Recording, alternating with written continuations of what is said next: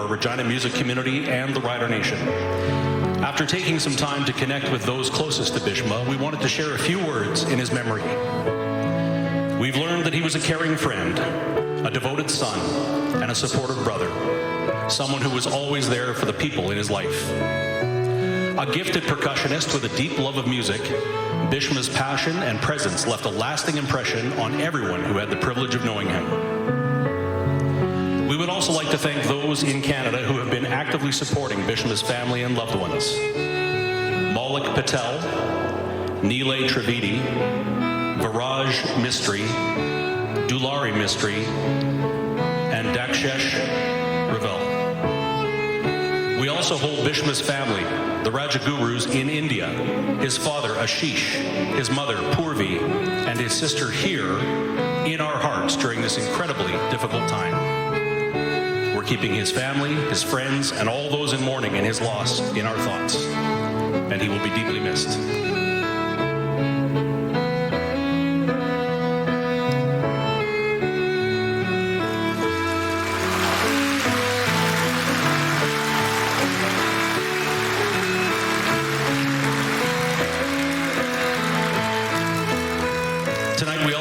Jaden Dulke, a linebacker and 5-year Rider veteran who had a unique gift for making the people around him feel special and valued. Jaden was deeply loved by his teammates for his hard work, his positive attitude, and his commitment to those around him. He was proud to be a Saskatchewan Roughrider, and his loss will be felt deeply by all who knew him.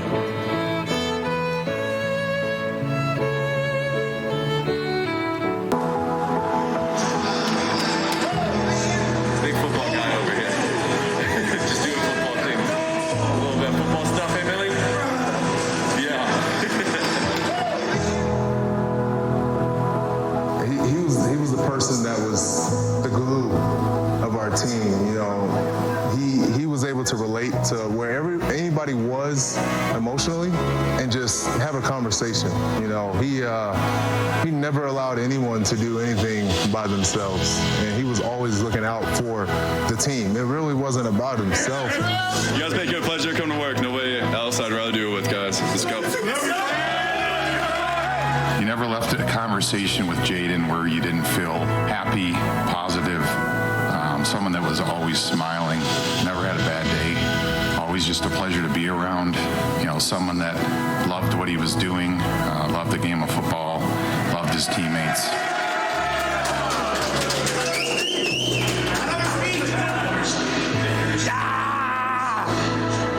I know that, you know, he will want us to keep doing what we've been doing, you know, never let up, and just go out there and play for him for sure, but play for ourselves as well, because he will always be a part of our family, and I mean, we love him.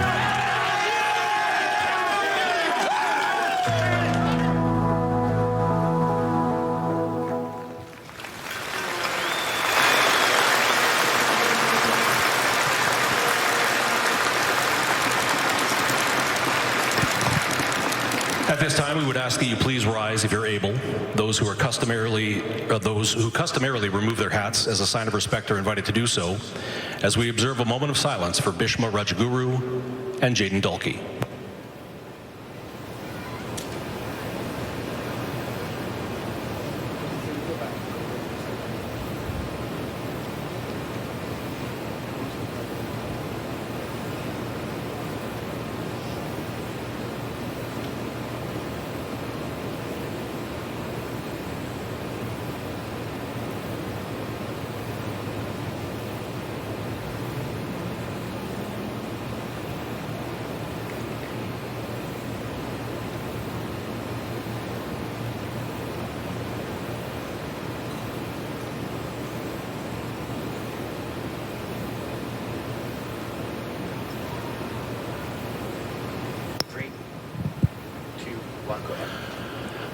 Fans, we ask that you remain standing and join Lyndon Bray as he performs our national anthem.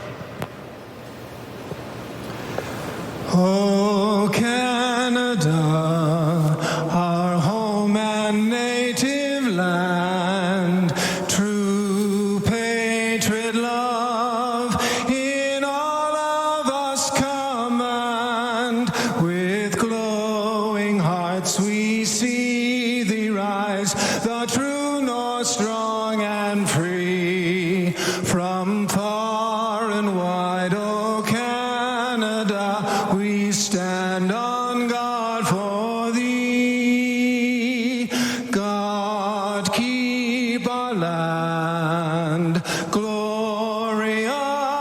and free. Oh, Canada, we stand on guard for thee. Oh, Canada, we stand on guard for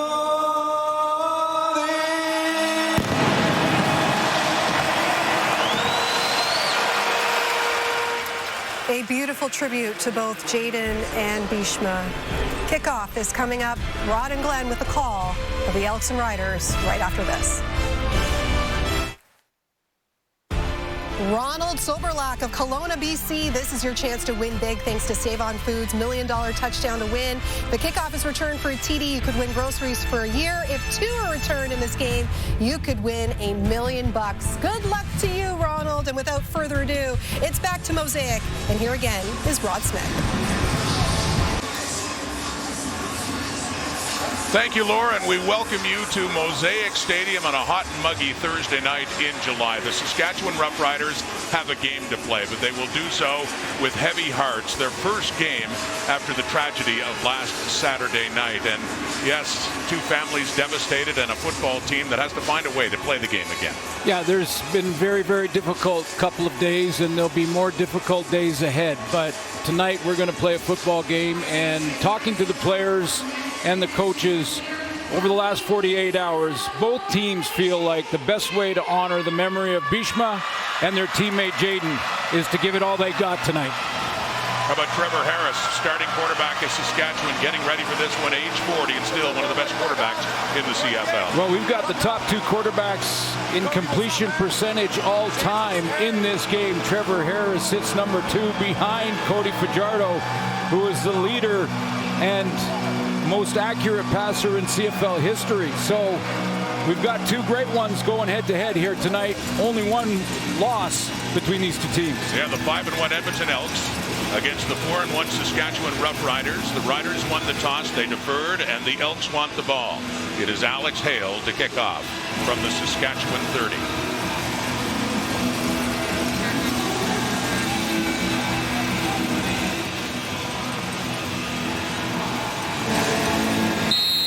It is a meeting of the best in the West, and it's about to get started right now on a Thursday night in Regina. The kick from Hale, and coming in for it is Javon Leake, just outside his 20.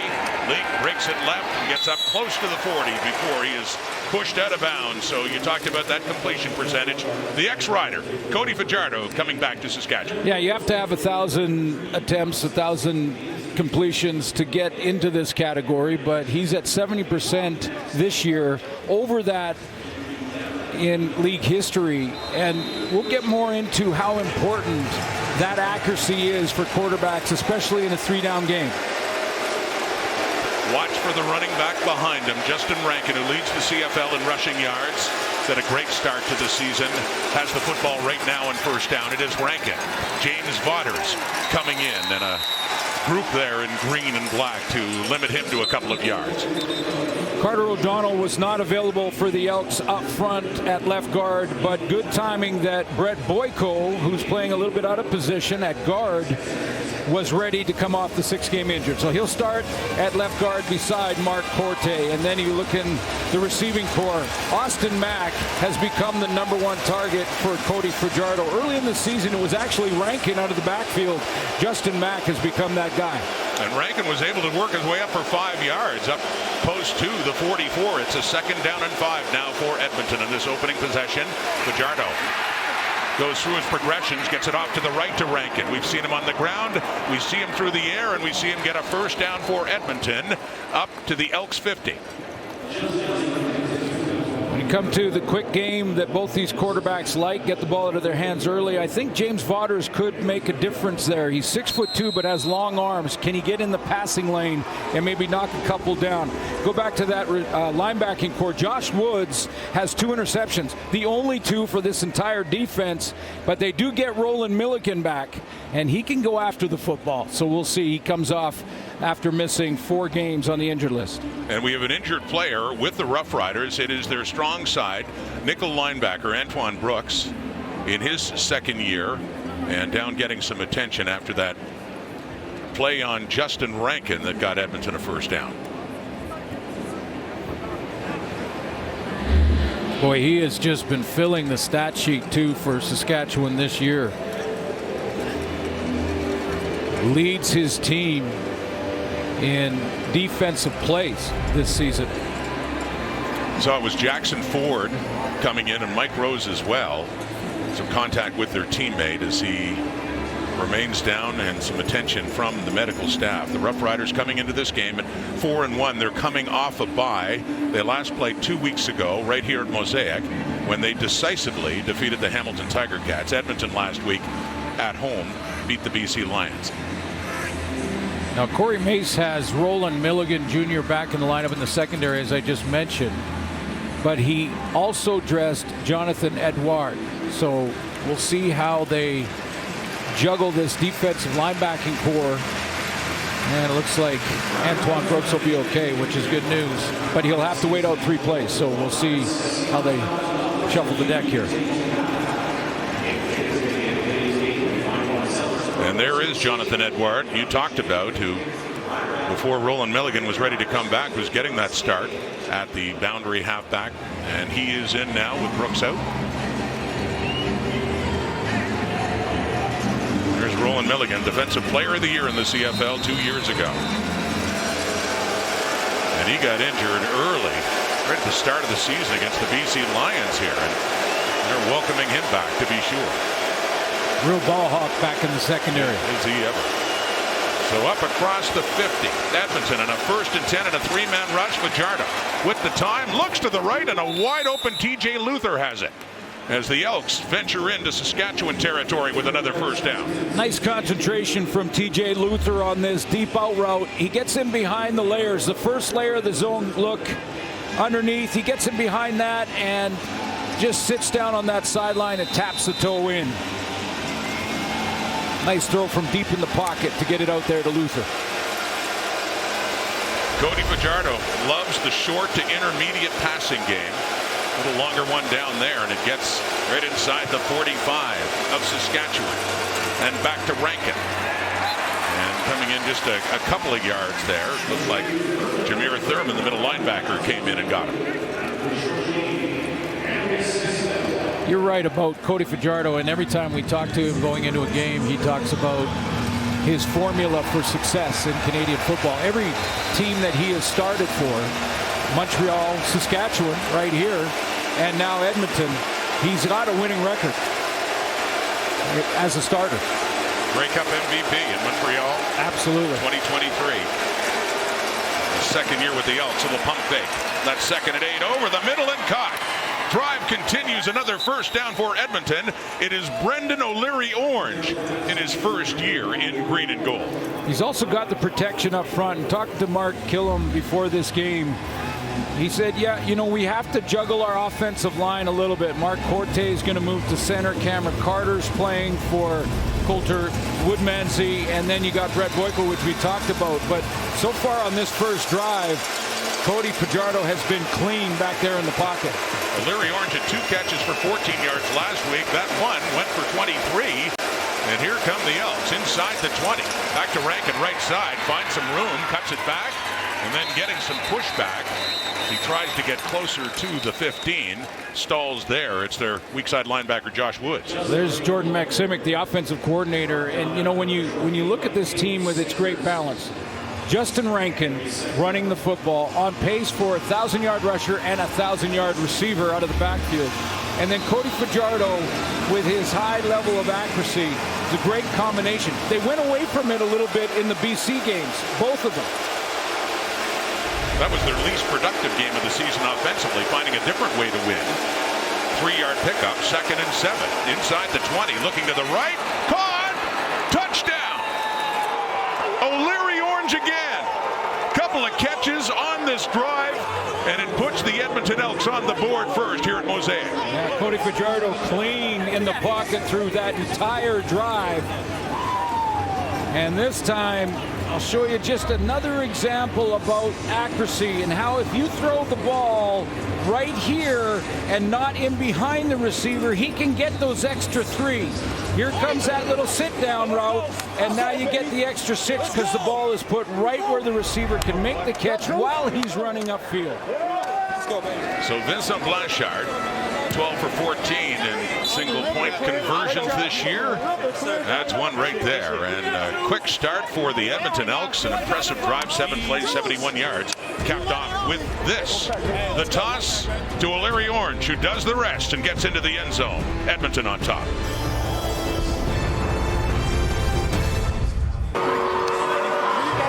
Outstanding opening drive on the road. We out here, baby. In this game, capped off by Brendan O'Leary Orange on that touchdown throw, but it was a 7-play drive where there was really no pressure on Cody Fajardo, and put on display that accuracy we talked about in the opening of the show. It's the way you want to start when you're on the road against the Grey Cup champion, and still are until someone knocks them off that porch. Saskatchewan Roughriders, who are also 1-4. And so they kick off, and new returners for the Roughriders. Thomas Bertrand will take it inside the 10. He was back there with Johnny Johnson. They've had some injuries in that department. Matthew Sexton the last game in a short return. So Trevor Harris coming on now, the Grey Cup MVP in 2025, and as mentioned before, age 40, but showing no signs of letting. No, and again, another high completion percentage guy, but this is what jumps off the page for me, that 12 touchdown to just 4 interception ratio. He likes the quick game when the defense is giving it to him, but there's not much that J.C. Sherrod and this Edmonton defense can throw at Trevor Harris that he hasn't seen in his career. Least productive game for him 2 weeks ago against Hamilton. Threw for only 211, 2 touchdowns and 2 picks. They won decisively. Little play fake and first down, and throwing that one out to Keyshawn Johnson, his top receiver, and gets it up around the 30. This is really the starting group coming out of training camp for the offensive line. Logan Ferlin leads that group. 88 starts in his career. He's got to keep that group together, make sure they're on the same page. Number 1 receiver is Keyshawn Johnson right now for Trevor Harris. But pick your poison if you're the Edmonton defense in that receiving corps. The gain is 4. It's a 2nd and 6 after that pass to Keyshawn Johnson. Ball right up at the 30 for Harris. A.J. Ouellette beside him. He's throwing back to the right, and it is caught. And it's Johnson. Was he in bounds? They discuss. Cordell Jackson right on him. And yes, a catch for the Roughriders. Another one for Johnson and a first down. I think Mark Killam's going to want to take a look at this, or he's reaching for that challenge flag. Didn't think live that he got his foot inbound. Keyshawn Johnson, again, actually on the throw, outstanding. Right on the outside shoulder where only he can get it. They're going to run a play quickly. They got it off quickly. And looking deep and just a bit too far for Johnson that time. They moved quickly to get up to the line because it looked like maybe there'd be a challenge. Let's have another look at that previous play, Suits. Yeah, well, Mark Killam was reaching for the flag, so they got back in the huddle and got a play called immediately. Did he drag the toe? It looked like he might have before the left foot hit the white stripe. No challenge by Mark Killam, and that was a slant and go and just missed it. It was so close. The Riders wisely getting quickly over the ball and running a play, meaning no challenge could happen now. It's a 2nd and 10. Harris, another deep ball. Coverage there, and it is Terrell Ford who knocks it down. Just bats it away as he got back in time, and a 3rd down coming up here for Saskatchewan. Tough for a receiver to run by Terrell Ford. I mean, you can sometimes, it doesn't matter who the DB is, you can sometimes double move them. They can be veterans. But if you're just going to try to flat out outrun Terrell Ford, you're looking at a 4-2-4 guy.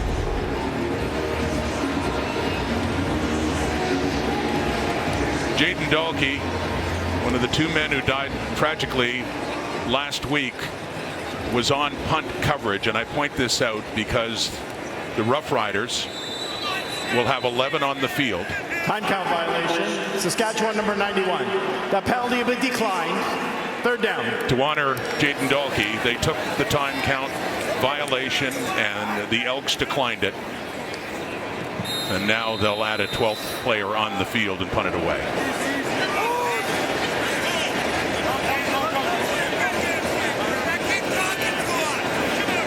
Oscar Chapman, the new punter this year for Saskatchewan, inside his 35 to get this one away. Javon Lee backpedaling inside the 10. Elks have the lead. They got a ball again now after a 54-yard punt and wrestled out right at the 25 there by Bertrand Houdon. Good start for Cody Fajardo, having an excellent year with the 5-1 Edmonton Elks. 7-play drive. The last time they had it ended up with a touchdown. They've got it again.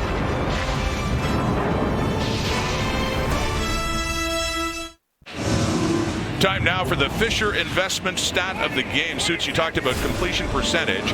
Well, this is minimum 1,000 completions, but you got Cody Fajardo, Trevor Harris, and a guy they each had played with in Ricky Ray. Yeah, a mentor to both of them, Trevor Harris and Cody Fajardo, and he ranks third all time on that list.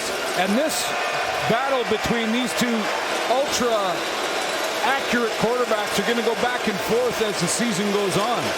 Fajardo's 4 for 4 as a touchdown pass, back with the ball. He said he likes the short passing game when he can get yards after the catch. He doesn't there, but that went to the guy that has the touchdown, Brendan O'Leary-Orange. Yeah, we had a great conversation with Cody about that and about accuracy and how important it is, especially in 3-down football, where if the ball is slightly behind, even on a throw behind the sticks, if the ball is slightly behind the receiver, he gets tackled immediately. Or if he has to go up high to get it, he gets pulled down immediately. If you put it in the right place, he can get yak yards. Just a gain of 1, O'Leary-Orange, 2nd and 9 now. Fajardo moving around. And that one intended for Josh Cephas. A little bit behind as he reached back and took a hit. That ball's incomplete, and the Elks will have to punt. Yeah, and there's an example of what happens if you're not.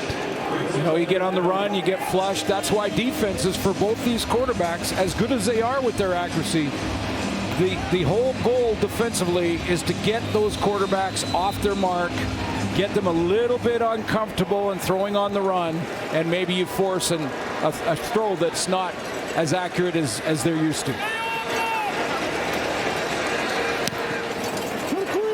So the punt now from Jake Julian. Wow. And a booming punt it is, and it gets bobbled there by the new returner, Thomas Bertrand Houdon, and a flag comes out. And look at this return. He's got something going. Excuse me, that is Daniel Weeb. Daniel Weeb heading into the end zone, but it looked like he stepped out, and as mentioned, there's a flag back there. They have had to do returns by committee. We saw Bertrand Houdon earlier, and Weeb, who filled in after the injury to Matthew Sexton 2 weeks ago. Well, this is a classic case of... During the return, holding. Saskatchewan number 28. 10-yard penalty. First down. Of a kicker in Jake Julian out-kicking his coverage. Long punt by Julian, and what would have been a longer return by Daniel Weeb. He couldn't find the handle, but when he did, took it a distance, all coming back by penalty.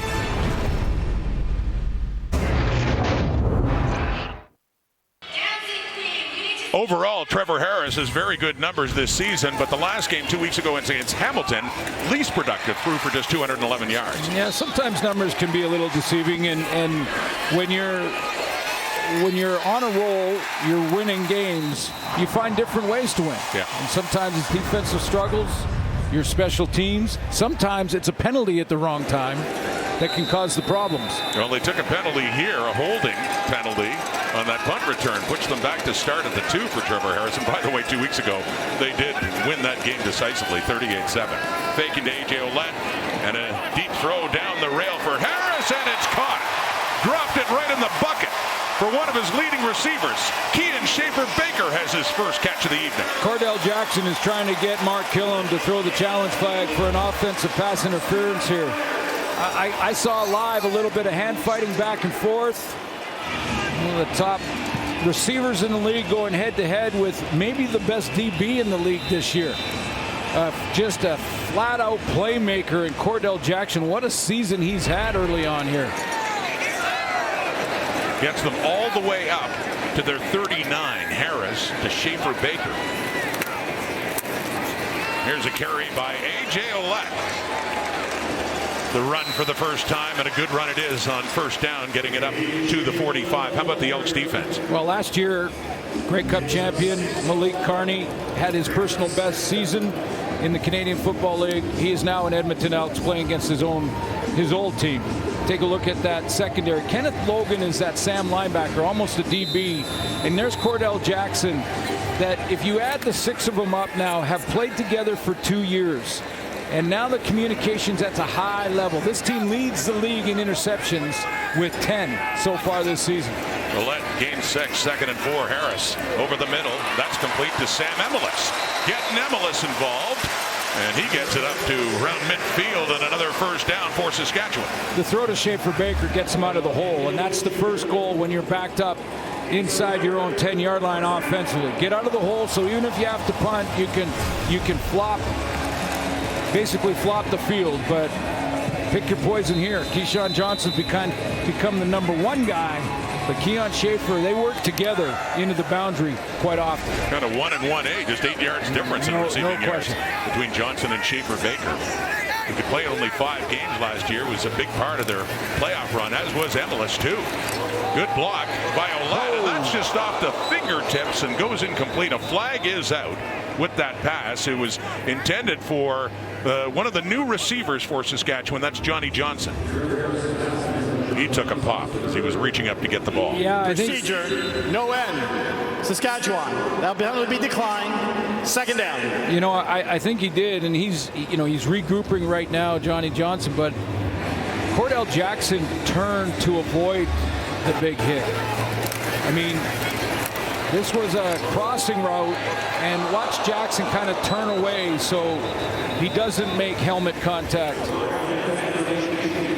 I mean, it could have been much worse, believe me. He just basically tried to turn and protect himself and not hit Johnson high or lead with his helmet. Well, you've been right about how good he's been this year and how hard hitting too, including one penalty he got and a hit that we thought was pretty good, a touchdown Kelowna against the BC Lions. But back in the secondary, he could certainly hit. As you say, he let up there, and still Johnson heading off.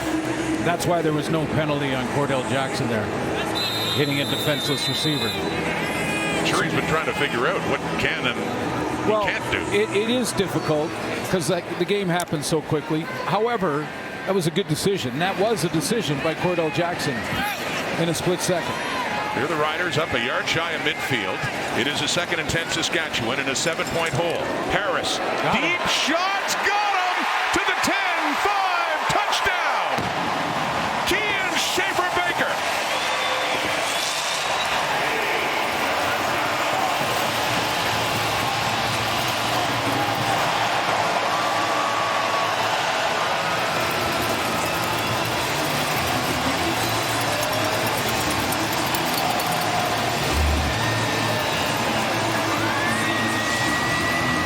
Keon Schaefer Baker, little bend to the inside, bounces out.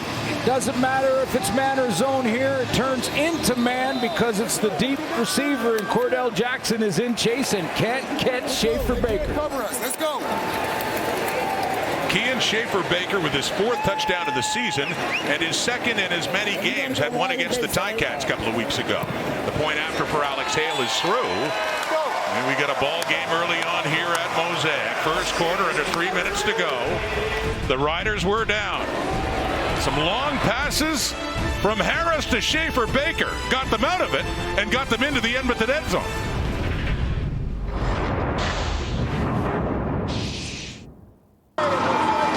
Keon Schaefer Baker, touchdown maker, and part of the trio of excellent Saskatchewan receivers as we say hello to Britt Dort.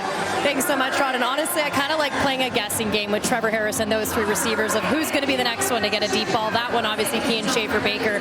Between him, Samuel Emilus, and Keyshawn Johnson, those 3 are in the top 20 in receivers in the CFL right now. In the 4 and 5 spots, respectively, Keyshawn Johnson and then KSB, which obviously now adding more yards to that.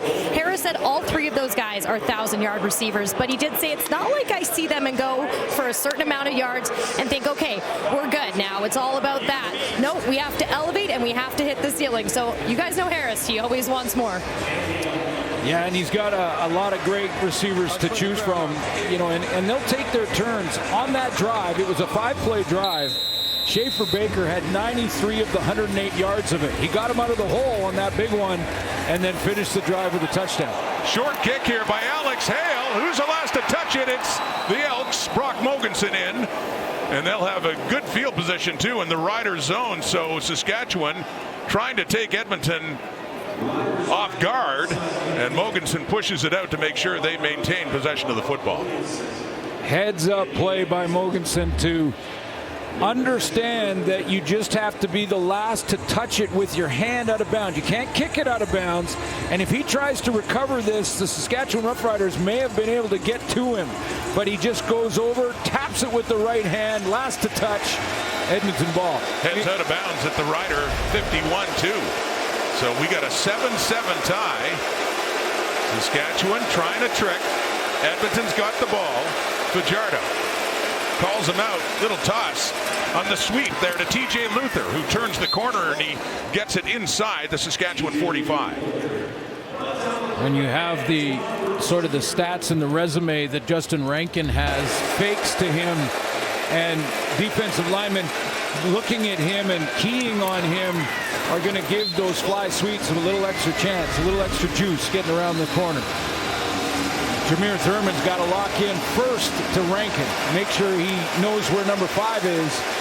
Those fly sweeps can be effective. TJ Luther, one of the new receivers for the Edmonton Elks in 2026. It's a gain of 7. Little toss right to Rankin. And they've got him covered up. And they swarm him. And they take him down, too. The way you have to defend against a running back like Rankin. Lost yardage, third down coming up. Well, you know that the BC Lions have probably put together a little blueprint on how to try to contain Justin Rankin, because in the 2 games against the Lions, as a team, the Edmonton Elks rushed for 25.5 yards a game. All other games this season, it's been up at 164 to Rankin. So a blueprint from the Lions, and it looks like Saskatchewan was watching it. He had 7 carries for 9 yards. That's it against BC. You're right. Do the number on him. Well, it's Weed back for the return and the punt, but lets it roll into the end zone. If it rolls all the way out, they do not give up the point. Hence the new Rouge rule. So wisely, Weed watches it go. They'll get it out at the 40, and still no point on the board more for Edmonton. The CFL on TSN is brought to you in part by The Score Bet, an official gaming partner of the CFL. Smart play by Weave and understanding of the new rule. And as we go along in the season, coaches, players, special teams guys, offensive stars are starting to understand the importance of the excellent field position to the 40. Letting a punt go through the end zone. It was close to stopping before it went out the back line, but if it goes out without playing it, no point, and you get good field position. Good decision by the rookie Daniel Weave. Inserted on punt return with injuries to James Fletcher and Matthew Sexton. Deep right again, nearly intercepted by Terrell Ford. Came across. He has 2 picks on the season and nearly had another one as Trevor Harris is testing that secondary again with another deep shot down the rail. Yeah, in this first quarter, Trevor Harris has had the time, like Cody Fajardo, the time to do a lot of double moves. This is that sluggo, that slant and go route to Keyshawn Johnson. Terrell Ford just really baited the throw. It looked like Johnson was open, but Ford said, no, the ball's in the air, that's when I go get it. They've had 8 interceptions in the last 2 games.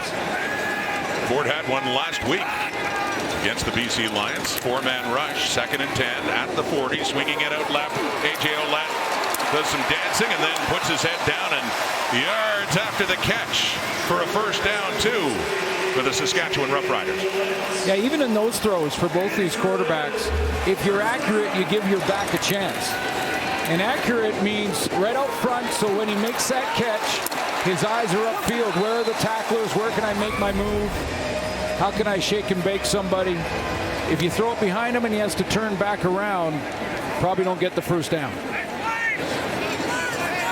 Ouellette likes to show the moves. In addition to that power, of course, he can steamroll as well. He's got it again on the first down.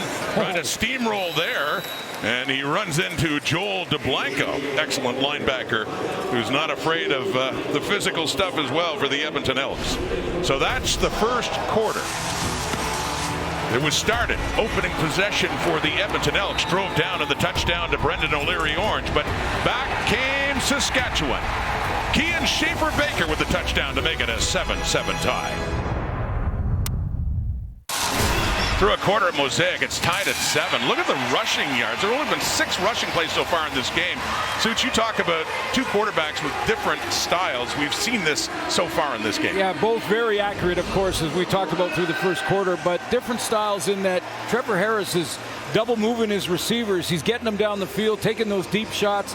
2 to Schaefer-Baker on that big drive from deep in their own end. Whereas Cody Fajardo is, he's going to dump it down a little bit more, intermediate throws, doesn't mind throwing behind the sticks as long as he can keep moving. Now, both of these offenses, as you mentioned, need to get their run games going in this second quarter. And they've got very good running backs, too. The league leader in Justin Rankin and A.J. Ouellette, who was second in the CFL in rushing yards a year ago, over 1,200. Lots through the air so far here in this Thursday night at Mosaic. And Harris throwing again to start the second quarter. It is caught, too. It's Samuel Emelis.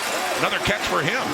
And another first down here for Saskatchewan. Yeah, so what they do here is the Riders are going to get Sam Emelis in a one-on-one, and when he sees the one-on-one and he sees the straight man coverage from the Edmonton secondary, take a look at Trevor Harris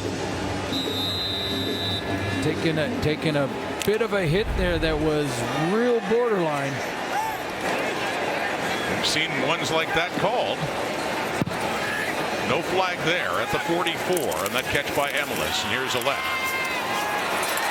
Evades one Edmonton Elk, and then a couple more get there. The rookie Jabome along with DeBlanco to limit the damage here by Saskatchewan. Now we sit up here in the booth and we say the offense has got to get the run game going, and then I look at the stats and say, okay, Edmonton has the #1 ranked defense in the league. Saskatchewan has the #2 ranked defense in the league when you add up all the stats. So it's one thing to say it, and it's one thing to say it from up here, but these defenses are playing championship level football on both sides. J.C. Sherritt's got them going, and they were patient. That coaching staff patient with this young group last year. It's paying off this year. That's a guy who can stop the run, too. Pressure coming, and Harris gets rid of it, completes it, too. Emelis down inside the Edmonton 25, and again, the Riders have something cooking here at Mosaic. So last play to Emelis, they go with straight zone. Major foul, roughing the passer. Edmonton #2. 15-yard penalty, automatic first down. And this time they go with the zone look, and this time after Trevor had talked to the official about watching, he gets the call with a high and slightly late hit. Add on some extra yards. There's Malik Carney, too. A year ago, he and Trevor Harris were teammates celebrating a Grey Cup title before Carney moved on to Edmonton. His first game back at Mosaic since, but gets flagged there. It sets up a 1st and goal just inside the 10, about the 9-yard line for Saskatchewan. 33 yards on that last play when you add the penalty. Riders were down 7. Came back to tie it. And in business here early in the second quarter. Fako left. Caught. Touchdown. Samuel Emelis.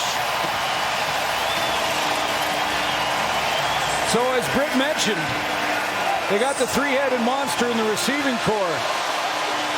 A series ago in the first quarter, it was Schaefer-Baker with 93 yards and a 108-yard drive.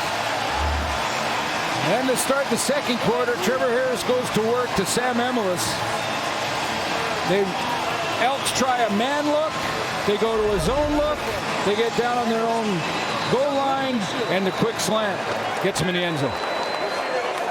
And for Sam Emelis, that is touchdown number 5 on the season for him, leading the way with the Riders after a 7-play drive. Alex Hale, the point after. He's Teams trading touchdowns for the most part. Edmonton struck first, but back comes Saskatchewan. Their talented Canadian receivers. First it was Schaefer Baker. Sam Emilus in the end zone in a 14-7 Rider lead.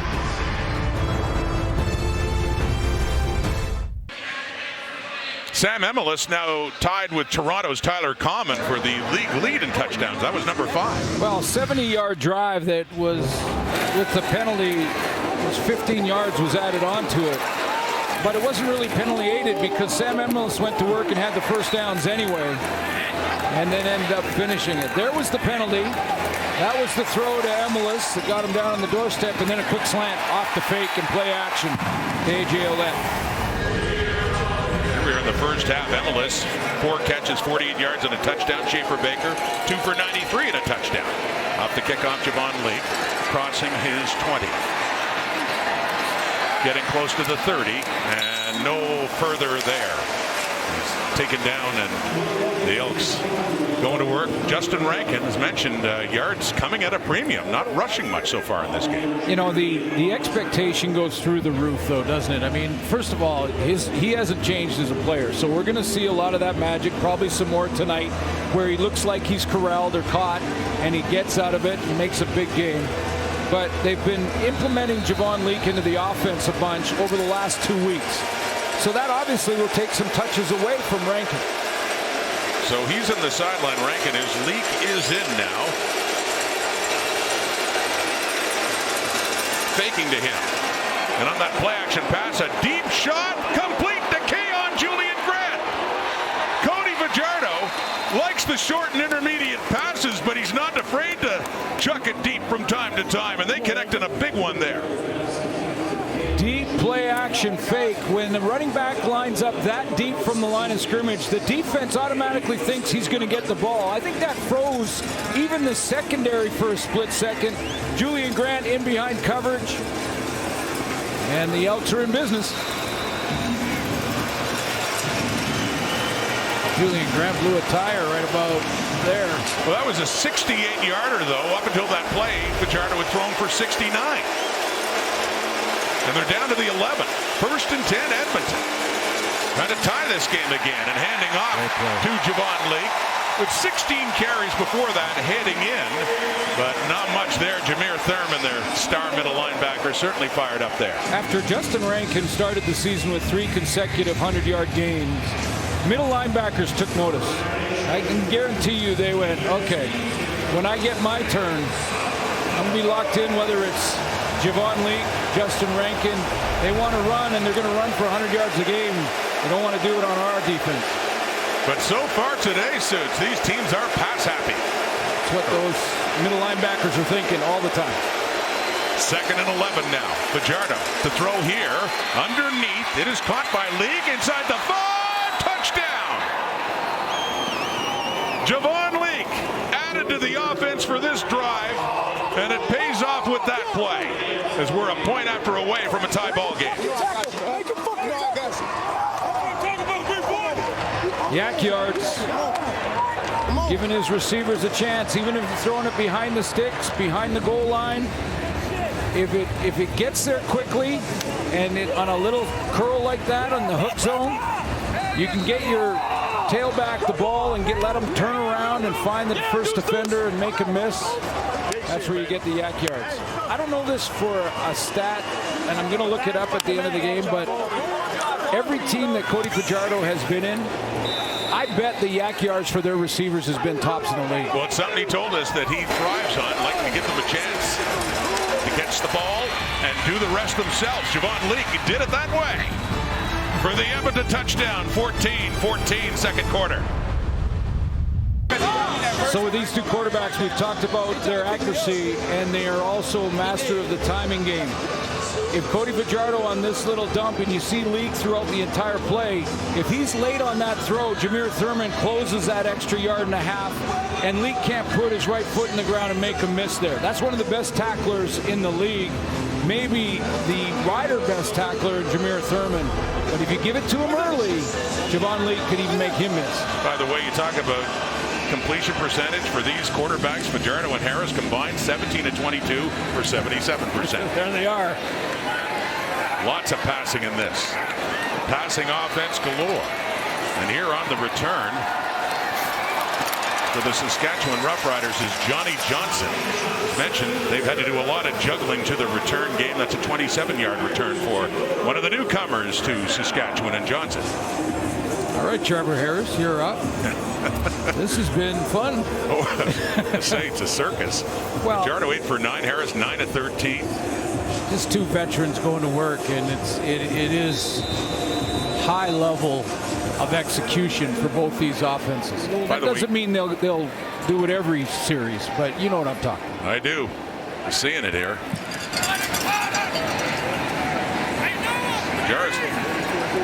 Harris came to Saskatchewan after Fajardo ended up with the Montreal Alouettes. Spinning is A.J. Ouellette and Malik Carney, the ex-rider, ex-teammate of his. And he looks pretty fired up tonight, coming back to Mosaic Stadium. Yeah, I would think he'd be a little bit fired up. I mean, he started 3 years in Hamilton and then moved to Saskatchewan for a couple, had a personal best year and gets a chance to play against his old teammates, still buddies with a lot of those guys, I'm sure. And stop for no gain, and he gets up pretty excited about that. Sorry, I was talking about the connection between Harris and Fajardo. Was when Saskatchewan signed Harris in 23, Fajardo ended up going to Montreal, where Harris was. Doesn't run a lot. Looks like he wants to run now. Noah Taylor has got him wrapped up as he does not pick up the first down. He gets up to about the 43. Well, that connection, they were each in Saskatchewan, one after the other, and you look at the all-time, you see that Trevor Harris just passed Cody Fajardo for Rough Rider all-time passing now. Yeah, and remember, Fajardo in that year was a crossbar away from advancing and taking the Riders to back in 2019. Absolutely. Trevor Harris got him there with Ottawa.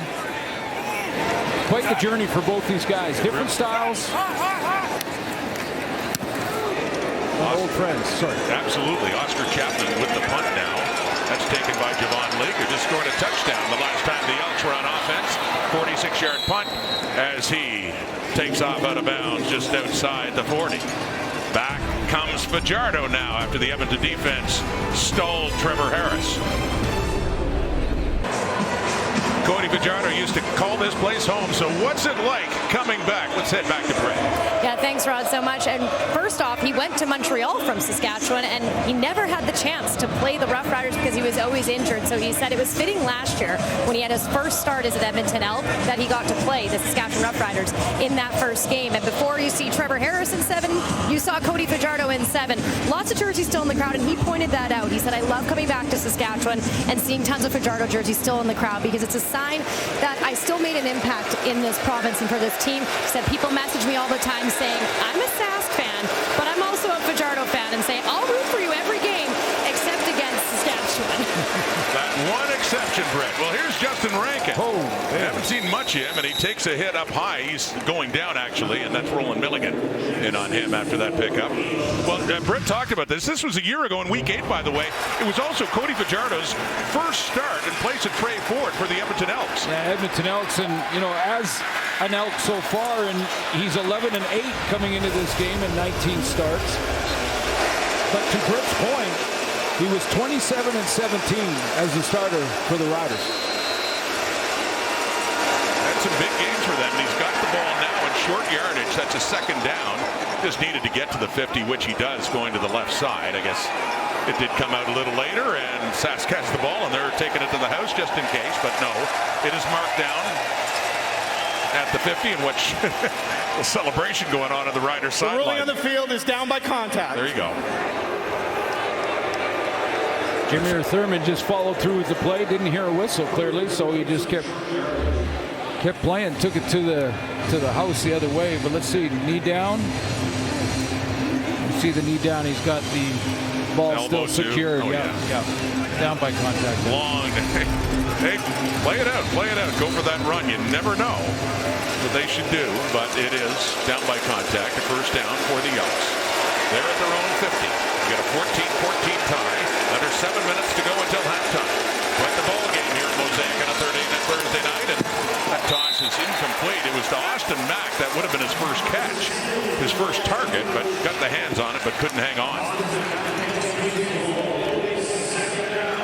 Boy, Marcus Sayles has been just a leader in that secondary. You know, when you take a look with Roland Milligan back, you've got a secondary that can you can make an argument that they're the best in the league. And I know there's a whole bunch of other DBs going, hold on a second, we're early in the season, but with the way Marcus Sayles is playing and Jackson Ford is safety and Milligan back, that's a good group. Yeah, they've been missing him. Fajardo underneath again to Rank in midfield. Thurman bumps into him, but it's others bringing him down. Josh Woods to finish it off. So still no first down, getting it to about the Saskatchewan 53, be a couple yards short. Marcus Sayles leads the DBs on his team in tackles. And I always check for that stat. Which DB is getting his nose dirty as much as he possibly can? And for the Riders, it's Marcus Sayles. Started his career in Winnipeg, won a Grey Cup there, went on to the BC Lions for a few seasons before heading over and winning another cup with Saskatchewan. How about that footwork from Marcus Sayles? Not bad at all. Not bad at all. Well, they spot it just outside the 51. And the crowd picking. Time count violation. Edmonton number 7. 5-yard penalty. 3rd down. That's called home field advantage. And that was a 3rd and a little over a yard. But yeah, nothing will fire up a Mosaic crowd than helping get a time count violation. Yeah, the communication breaks down, whether you're in the huddle or just out on the line of scrimmage. Fajardo turned around. I'm not sure what he was arguing. Maybe he thought that he wasn't alerted when the clock started, but you know, as soon as the play is dead with the new rule, the 35-second clock starts, and then the rest will blow in the 20-second. You have to snap it. So it took away any idea going for it on that 3rd. The punt from Jake Julian, an end over end one. Down placed inside the 10, a 49-yarder, and not much on the return there for Weeb. Right around the 10-yard line where the Riders will go to work. Well, strength, skill, and stamina. It's going to take it all to win it all. On a new season of The Amazing Race Canada. All new. That's Tuesdays on CTV, and you can stream it the next day on Crave. Yeah, if you're drafting a partner for that show, you're not taking me. Yeah, thanks. I finished that for you. What were you going to say? Is that what you were going to say? I was going to say you're not drafting me. Let's take a look at. I thought you were going to say this. I got no chance. That's Nick Weeb. Yeah, I think he's a little banged up. No relation to Daniel Weeb, who's, as I say, been returning punts for Saskatchewan. Nick Weeb, backup linebacker for the Riders, out of the U of S. Scott Flory's program. As is Daniel Weeb. I said, yeah, not related, but both came out of that Huskies program. So many players have.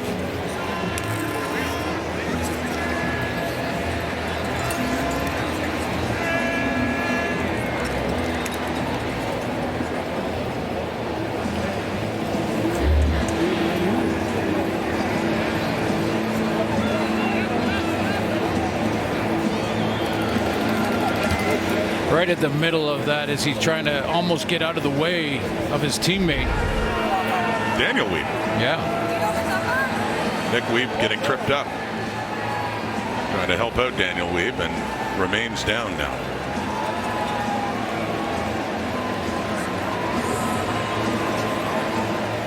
Hot and muggy day here in Regina. Cooling off a little bit now as Nick Weeb, special teamer and backup linebacker as well, lips off with the Rider offense on the field. First meeting of the season, first of 3 this season between two teams that have merged as the best in the West so far. 5-1 Edmonton at 4-1 Saskatchewan. Yeah, back-to-back here. So they'll play this, then go to Edmonton next week. And then the final game of the regular season for both these teams, for Saskatchewan. And who knows what that's going to mean when you're talking about exactly playoff positioning in the West Division. First down and 10, right side out tackle. A.J. left. It's around the edge and keeps pushing up for a first down. Saskatchewan on the ground. Yeah, that's really what he does. He just keeps pushing that line of scrimmage. Great patience. Nice cut there to bounce outside. And he's in the secondary. Thor getting her done. Second leading rusher behind Dedrick Mills in 2025, and won another Grey Cup. He won one with the Argonauts on this field back in 2022, and a couple of touchdowns in this game, and then of course one in Winnipeg last year with the Saskatchewan Roughriders in his second year with the Riders back then. So 2 rings, and a player is down. That's Tamari Fox, defensive lineman for Edmonton. He was in the starting lineup for Jordan Williams. More juggling for Mark Killam. But yeah, interesting with all the discussion on Justin Rankin and his great start to the season this year. How right now, as we stand, Dedrick Mills leads the league. And A.J. Ouellette is right there. Rankin's been, he dropped down. I mean, at the first 3 games of the year, Justin Rankin was 100 yards ahead of everybody. Just taken off. Yeah.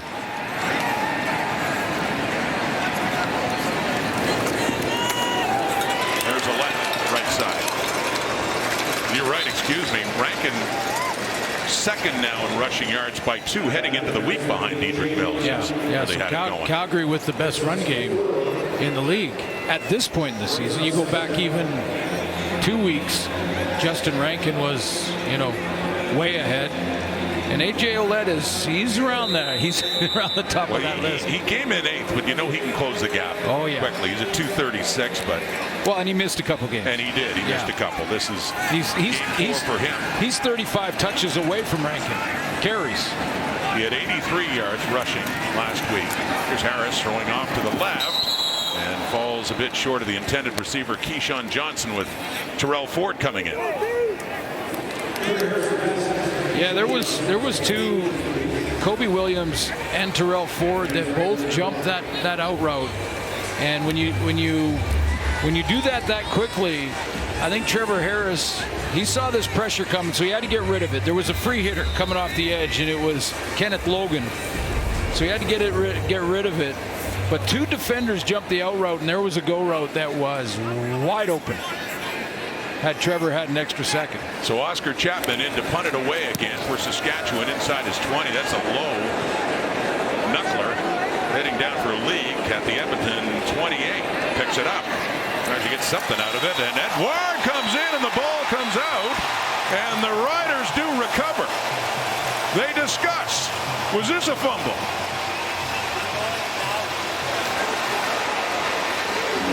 Javon Link is arguing his case.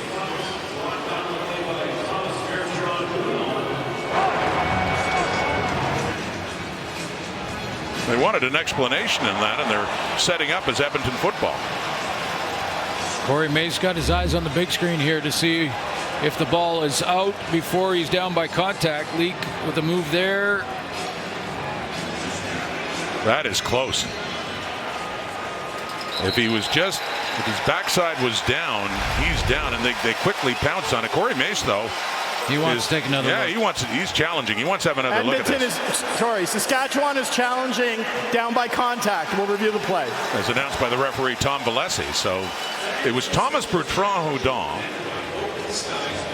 who fell on the ball, and you see it coming out just as Leak is sitting down on the turf.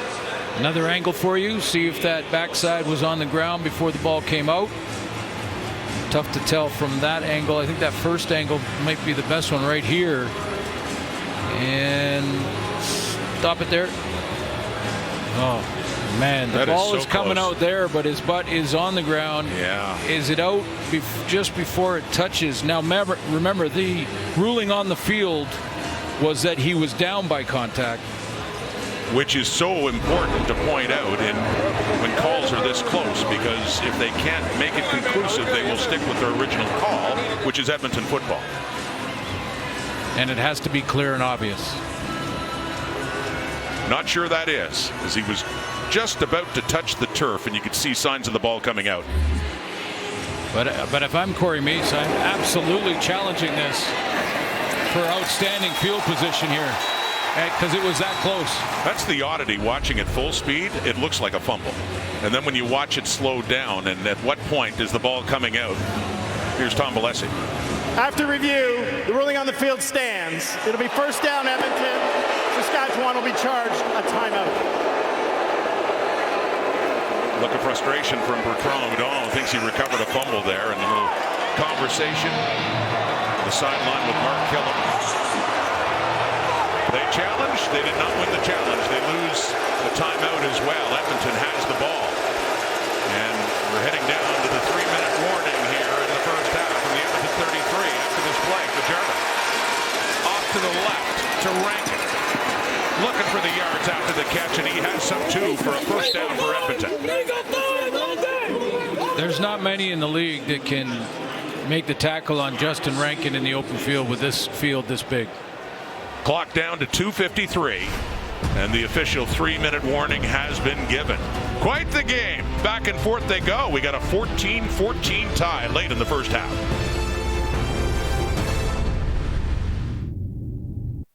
I decided to put on my highest heels I have. I'm sick of being the shortest one on the set. Toronto tempo, huh, baby? You ready?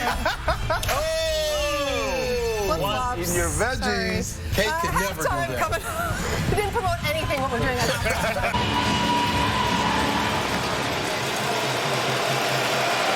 Laura on the panel. Sounds like they're in fine form getting ready for halftime.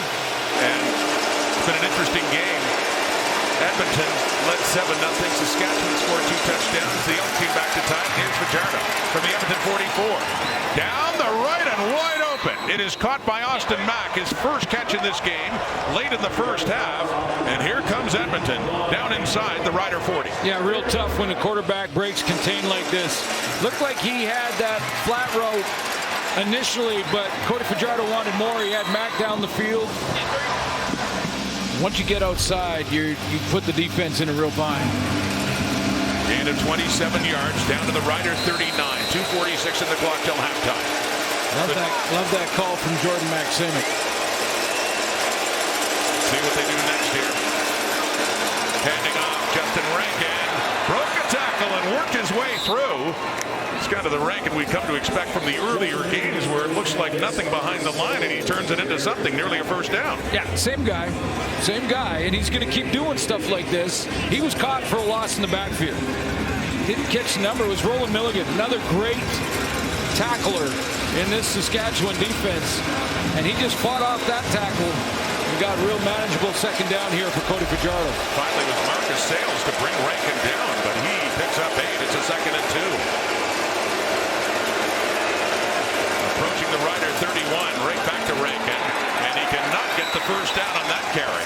That time they got him around the line of scrimmage, and he was going nowhere. It's Antoine Brooks, injured earlier in the game, but seems just fine. Just fine making that tackle and making it a decision for Mark Killam. It's a yard, but it's a long yard, almost a yard and a half, 2. And he's sending out the field goal team in a tight 14-all tie. Not taking any chances here. Trying to get some momentum heading into the dressing room and get their lead back. As said, they scored the first point. They led 7-0. Then the Riders turned it around. Now that they put the 3rd down marker down, it is a full 2. Not worth the try. Vincent Blanchard, 17 of 18 with the longest of 50. This one put down at the 38 for Blanchard, who puts it through. And the Elks have their lead back 17-14, 2:04 to go until halftime in this first meeting of the year between these top 2 teams in the West. Be tempting for Mark Killam, wouldn't it? You're, a yard and a half, 2 yards from a new set of downs. Quarterback's moving, made a nice throw on the run. Let's just go for it on 3rd down. But that's the prudent decision. That's conventional wisdom says take the points, 2 minutes to go. It's a tight game. You're on the road, and throw your defense out there for the final 2 minutes. Think of those momentum swings if they don't get it, and the Riders go back and put points on the board at halftime. Wanting to avoid that scenario, but it is at the 40. Rider football. 3 receivers to the right. Harris straight over the middle and caught by Keyshawn Johnson. Loses the football, and the Elks, it's still bobbling around. Who wants it? Looked like the Elks would have it, but maybe the Riders got back to it. So they're going to sort this one out. Well, no question on the fumble there.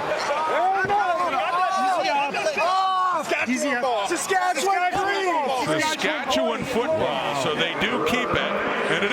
Keyshawn Johnson, the one who coughed it up, who ends up with it again. Yeah, that's the guy who's usually fighting back the hardest to make sure he can make amends as quickly as possible. First of all, the ideal throw and the timing on that bender, and it is clearly a fumble. Ripped out of there, and through the mayhem, somehow Keyshawn Johnson finds the handle again.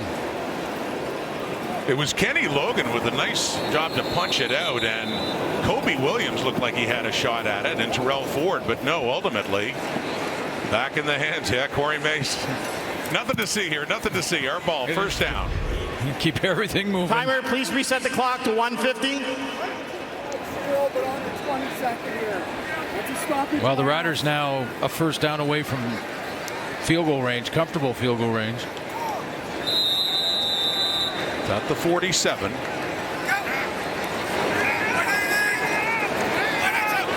First down, 1:42 on the clock. Swinging it out to Emelis. Turns it up, and he gets it down close to the 40.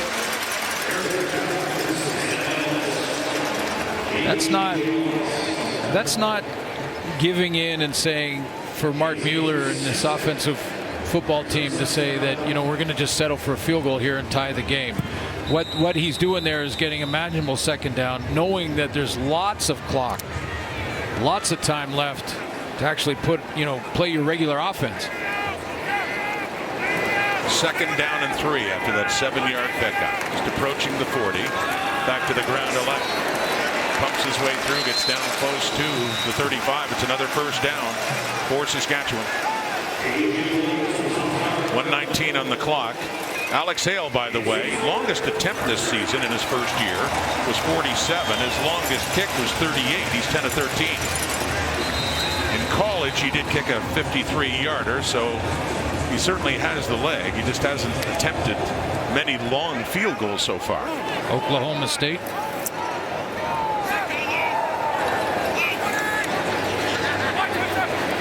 Approaching 1 minute to go. Harris throwing, caught, first down and more.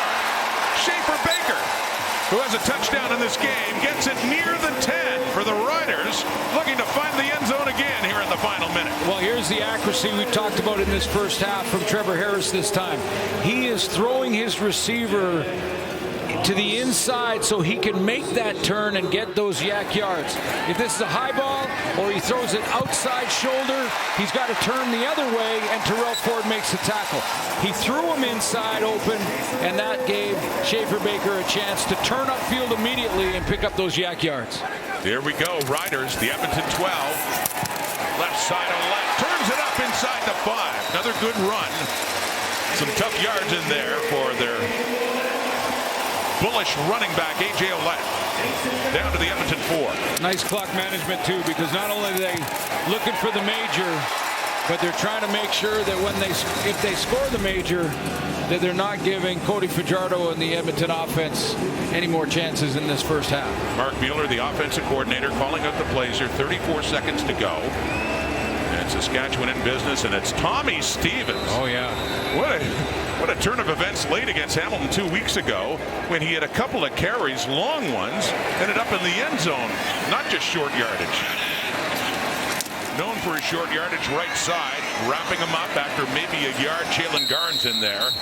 You know what Big 17 can do, and Jabome too. They're just trying to keep him out of the end zone. 2 Edmonton Elks, Jabome, and man, that was a struggle. That was a keep pushing Tommy Stevens. Linebackers, the pile, digging, clawing with your nails for the guy beside you in the locker room. Whole bunch of size and power there, and back-to-back plays to put the game away against Hamilton. Stevens went 26 yards straight up the middle, and then 14 yards for the touchdown. That was, by the way, Al Pacino. Just a little Al Pacino quote there. Any given Sunday? The inches we need are everywhere around us. First down. Edmonton doesn't seem to like the spot for the call, but it's a first and goal, and there are 19 seconds left, and Trevor Harris is back in.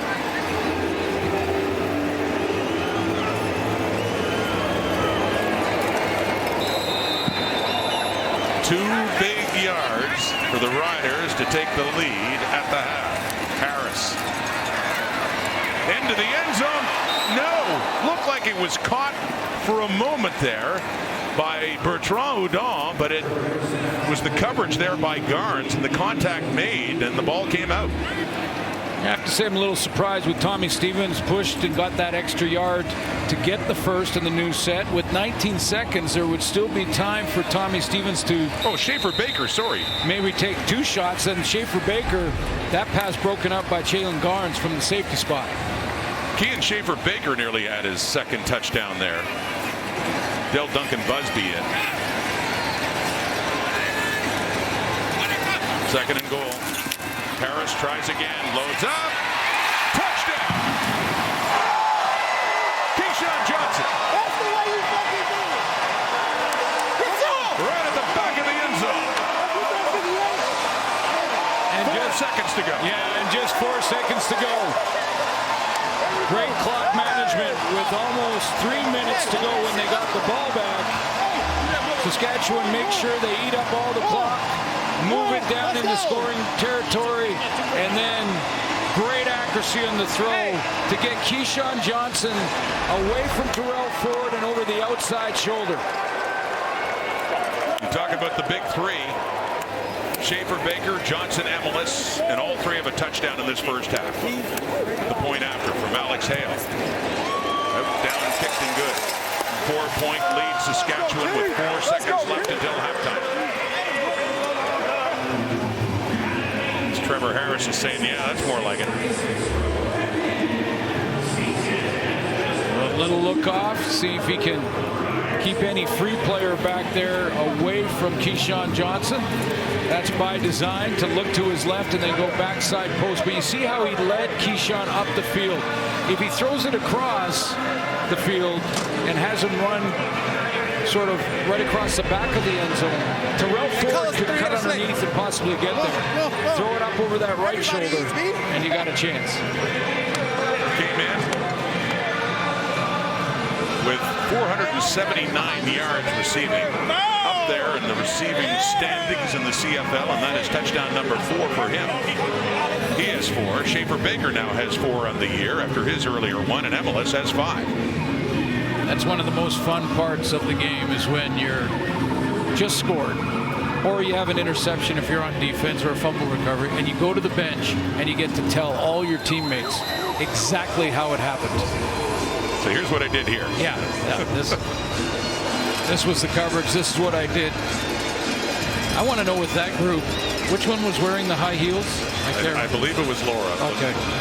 We didn't have a monitor, didn't see what they were up to in the studio. But Laura and the panel coming up at halftime. Just seconds away, Skylar Griffiths, the rookie fullback for the Elks on the kick return, with zeros on the clock and a very interesting, eventful first half for Cody Fajardo and the Elks, who had the lead a couple of times, but gave way to the Saskatchewan Roughriders on their final possession. For Trevor Harris, 3 touchdown passes and a 21-17 lead. And that's why Tommy Stevens came out when he got the first down in short yardage, and they were on the 2 or 3 yard line. Put Trevor Harris, put your leader out there, and he'll throw it for a touchdown. Well, one of the receivers, mentioned one of the big 3, Kean Schaefer Baker, got him out of a hole with a big catch from Harris, and then on the same drive ended up with a touchdown catch as well. 2 catches, 93 yards on that possession alone. Schaefer Baker standing by now with Brett. Kean, over 100 yards receiving for yourself in that first half. Some big plays from yourself as well to get them. How do you explain the success of those? One simple and easy question. God. You know, our good friend Dalkey's up there watching over all of us. We got him in our hearts, and we're just going out there and playing for him today. Earlier this week, Trevor Harris was asked about the luxury of having yourself, Sam Emelis, and of course Keyshawn Johnson all healthy and in the lineup at the same time. What's it been like for you to play alongside them and see them also get touchdowns here tonight? Greatest blessing in the world, man. I got the best group of people to go to work with every single day. I don't even call it work. It's just having fun. It's a blessing that we get to go out here and do what we do. Love shows up different on tape, and you can see on tape, on TV, we out there loving on each other. Thanks for your time, Kean. Appreciate you lots. God bless. Go Dogs! All right, Laura, we expected a good what's happening.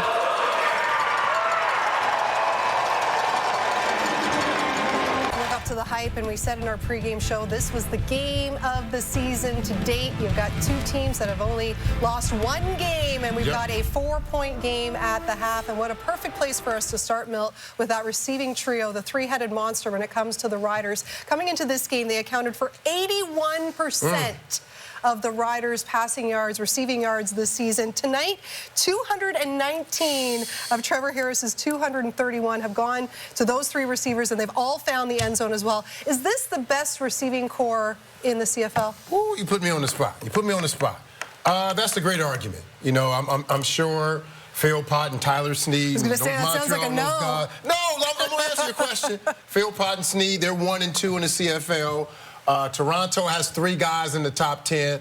But I think these Roughriders, because they're just so well-balanced, I'm going to say it, they're maybe not the prettiest, but they're the best receiving core in the CFL right now. They have it all. You have Schaefer Baker, pretty boy with the pretty hair, the big body, 6'4" guy. You have Samuel Emulis, the great route runner. And then you have Keyshawn Johnson, who can go downfield and make those long catches. And all three of them, they can do what the other guys can do. It's just those one guys do it better. So I would have to say, yes, they are the best receiving core. And there are some people going to argue, well, they're great because they have a great quarterback. But I think these receivers, regardless who their quarterback is, they would be great. They would make an average quarterback good. So I would have to say, yes, they are right now. I know I'm going to get some pushback, but yes, it's like us. We're not all pretty, but we're really good. You're beautiful now. These two guys. And it was Enoch who had the heels. Enoch had the heels on, too. It was Enoch who had the heels on. You never catch me with heels. But listen, you talk about the receivers and how good they are, but they come up. We knew this was going to be a big game. They show up, and that's what you love about a clutch group of receivers like those three. So we look at the Edmonton Elks. We talked about it off the top. They have a good defense. That's how they've been winning. Good defense, Justin Rankin. But tonight, Cody Fajardo is the guy who's really keeping them in the game right now. And I love to see this because he's challenging his receivers to really keep up with the three-headed monster of the Saskatchewan Roughriders. The way that they usually win. Justin Rankin has been relatively shut down. And you talk about the defense. They had multiple opportunities to get their hands on footballs. We saw near the end of the half, they had a fumble opportunity there. They didn't get their hands on it. They're not doing it the traditional way that they're used to doing it. But Cody Fajardo is keeping this team in the game right now. And in the third quarter, this team has been traditionally really good. In the third quarter, they only allowed 11 points so far. So this is the game. This is the time for them to turn things around. I'm going to steal from you because normally you talk defense. I want to talk the Riders' defense. Are you kidding me? Like Justin Rankin coming in, you're going to be a little nervous for that. But they've done a really great job of minimizing Rankin, holding him not to a lot of yards, a couple of negative yardage plays. He's only got 24 yards on 7 carries, and that's what you got to do. You got to get some penetration early. You got to wrap them up. And I thought the defense, Thurman's got 3 tackles. Antoine Brooks has been all over the place. Josh Woods and that defensive line has done a great job creating, reestablishing the line of scrimmage, behind the line of scrimmage and getting stops. So I thought they've done a really good job. And, you know, but for the offense of the Elks, just keep giving them the ball. Because there's been a couple of times he's made some guys miss, and he's very close to getting one of those huge runs. 2 things for me. First of all, I don't think anyone expected this game to be this high scoring come out of the half when you have 2 of the better defenses in the league. You know, Saskatchewan gives up 26 points a game, and Edmonton only gives up 23, and they'll be way beyond that. And also Javon Leake, and I mentioned him before the game, how, and Glenn Suter mentioned this also, how they're starting to slowly getting more involved in the offense. And it's not because Justin Rankin is not getting it done. It's just a different type of player. I mentioned this before the game. Justin Rankin is the best big play maker in this league. But Javon, when he gets the ball in his hand, an equalizer, is the most explosive player. There's not many individuals that I've seen play, period, who has the speed, the quickness, and the explosiveness to go from 0 to 100 real quick. So that's why they got to get him involved. Yes, we know he's special on special teams, but you got to get him in the backfield, swing him out, put him at receiver. He's a matchup No one can match up with him as far as linebackers go, so I'm happy they're getting him involved. You know, in the Elks, I would say this. The Elks are doing it. Trevor Harris doesn't throw interceptions, right? Like, I know he did a couple weeks ago, but for the most part, he's a guy who does not throw interceptions. So what do? They're punching the ball out, doing some things that, you know, they're a team that leads the CFL in forced fumbles. Yeah. So they're still trying to get takeaways that way. When you look at a team that's special, you got to find different ways to score as well. You talk about Javon Lee. I love that they have different ways of scoring and different ways of being impactful with the defense especially, but they can't get in their own way as well. I think I noted three times on defense or at the time in the first half, second down and short, they had a penalty. They kind of extended the drive. Yeah. They had Malik Carney had a roughing the passer on a touchdown drive, and then Logan Jr., there was a fumble. They didn't get their hands on the football. They got to get out of their own way as well. We saw last week with the Elks, didn't need an A game from Rankin, still got the win. We'll see if that will happen again today, as the offenses have been on display tonight in Regina. Let's go! We're here now. Vision's clear now. Yeah, it's my time. And it's near now. And I'm too strong. No fear now. You can feel it when the crowd starts to cheer now. Yo, we here now. Vision's clear now. Yo, it's my time. And it's near now. And I'm too strong. No fear now. You can feel it when the crowd starts to cheer now.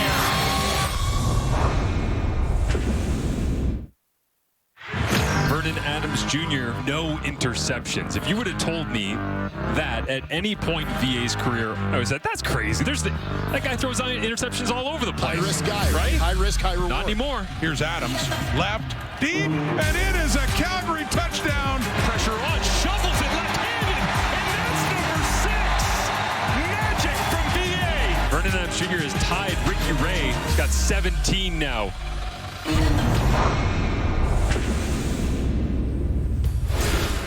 Yes, Vernon Adams Jr. has had a sizzling start to this campaign. He's thrown 17 touchdowns, no interceptions so far, tying Ricky Ray and Darian Durant's mark to start a season. VA hasn't thrown a pick in his last 243 attempts overall.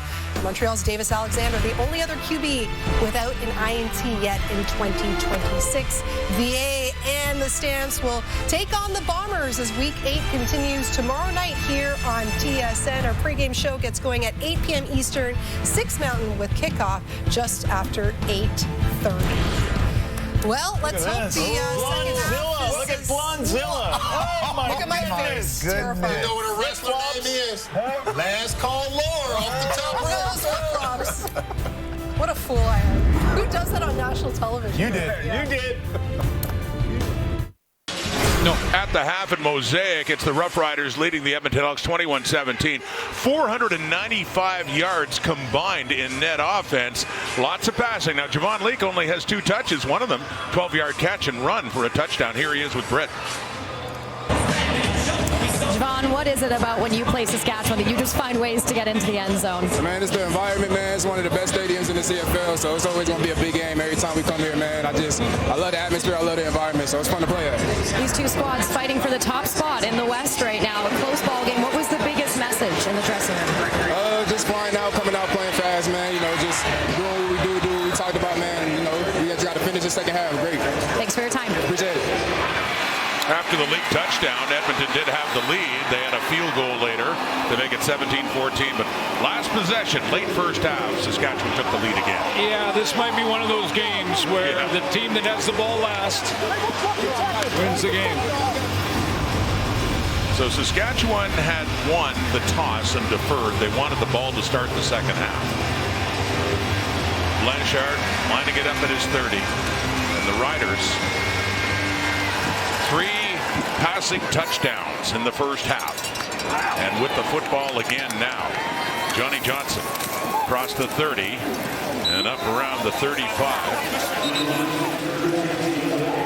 Tackled there by Silas Hubert. There's Kean Schaefer-Baker, one of the 3 very productive receivers for the Saskatchewan Roughriders to keep an eye on tonight. Well, you look at the big 3, and they were all involved. All had touchdowns. 3 catches for Schaefer-Baker, over 100 yards already with a half of football to go. And then on one drive, Sam Emelis had the 2 big catches. Keyshawn Johnson with that touchdown late in the first half.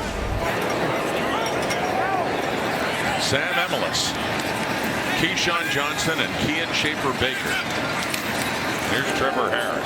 He's found all 3 for TDs. And then Johnny Johnson takes that little swing pass pass and behind and runs it up for a first down right out of the gate for Saskatchewan. Yeah, I mentioned at the beginning of the game that Cody Fajardo in his first series was clean in the pocket.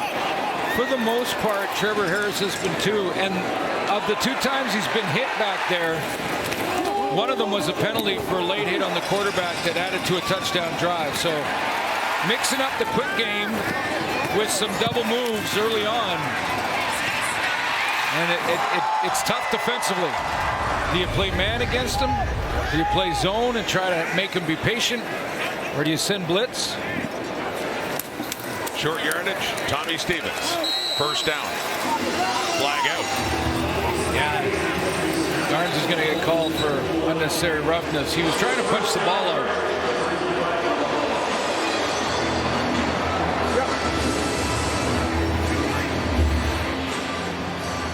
If you look at 25, the left of your screen. See, punches a couple times at the ball and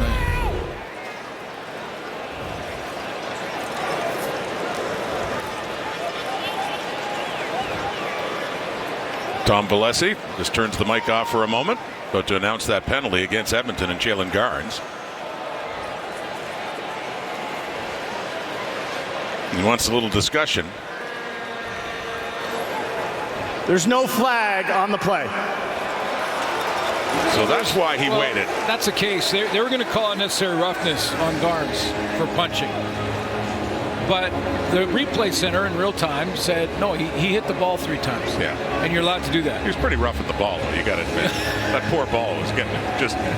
You don't draw a penalty flag when you hit the ball, though. That's okay.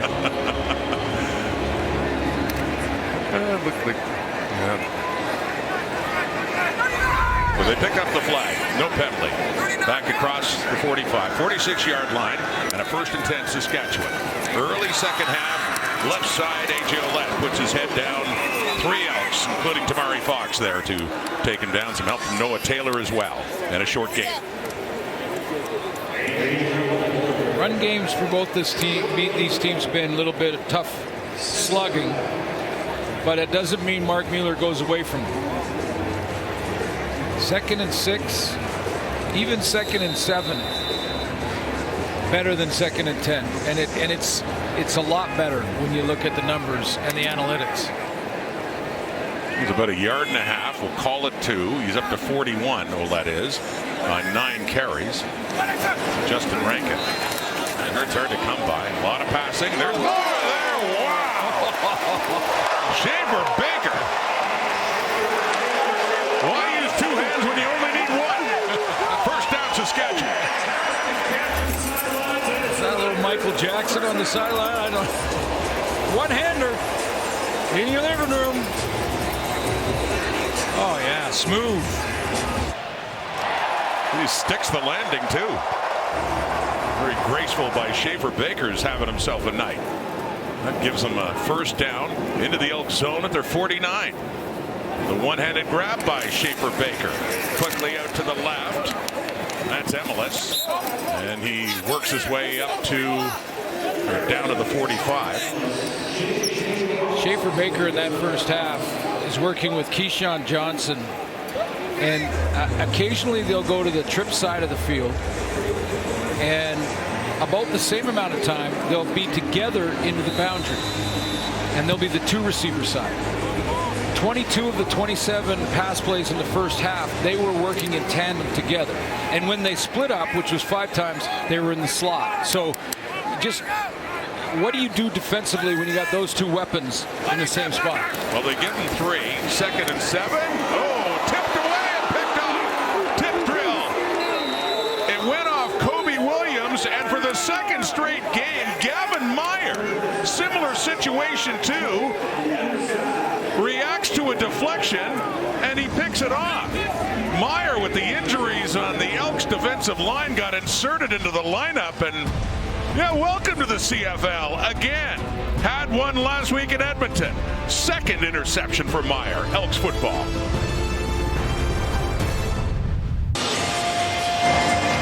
Well, the Elks have seen this route from Keyshawn Johnson a bunch of times. It's just that quick slant route into the middle, and Kobe Williams, who didn't start the game, Leonard Johnson did at halfback, but is rotated in. He plays it, plays the play on the quick slant, gets his hands in there, and Myers comes up with his second interception. That's the 11th on the season for this defense. He started playing in the CFL, and he's got 2. Gavin Myers. Edmonton ball at their 41, down 4. And Fajardo wide open is TJ Luther. Milligan there. And Luther with Woods, too, gets down close to the Saskatchewan 30. Big play through the air. Inside seam route on the 2 receivers side to try and pull coverage away against the zone. And Luther just widens to get outside those numbers. The player beside him ran straight through the middle to try and hold the safety. TJ Luther now has 3 catches for 59 yards. It is down to the Rider 32. Faking the handoff off to Luther again, left side, and he takes a hit and works it down to the 25. It's Jackson Ford coming in to stop him. Jackson Ford has won the job at free safety. 5th straight start for him. Nelson Lacombo injured. 2nd round pick back in 23. Made some big plays in short yardage, but getting settled in nicely at that safety spot for the Riders. Gain of 7, down to the Rider 25. Edmonton threatening, down by 4. Fajardo quickly to the right, looking back to Luther again, who has it around the 20, and that should be another Edmonton first down.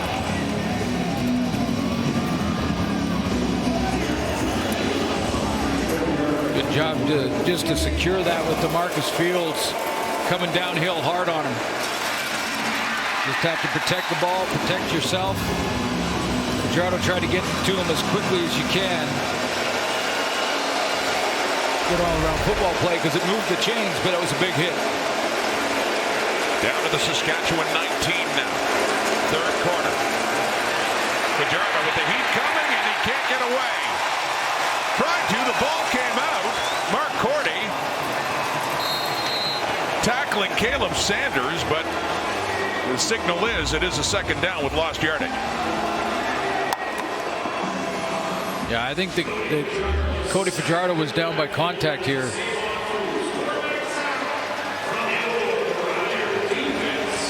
Timer, please reset the clock to 9:39. 9:39.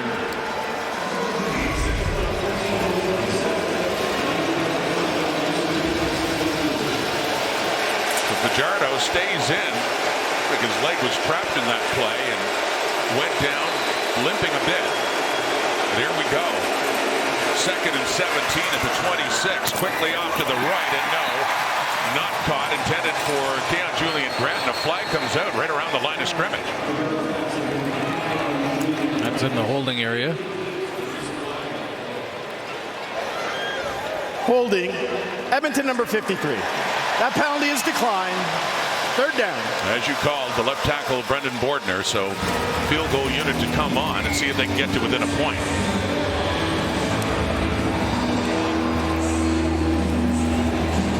Keep watching on Cody Fajardo. He got off after that previous play limping a little bit. Vincent Blanchard in his 3rd year at Laval. 18 for 19 on the year, 1 for 1 on the night. This one to be put down at the 33, and it is perfect. 2 for 2, and we got a 1-point ball game. Fajardo seems fine right now, looking things over on the tablet, but a little cause for concern for a moment after he was sacked there and got up limping.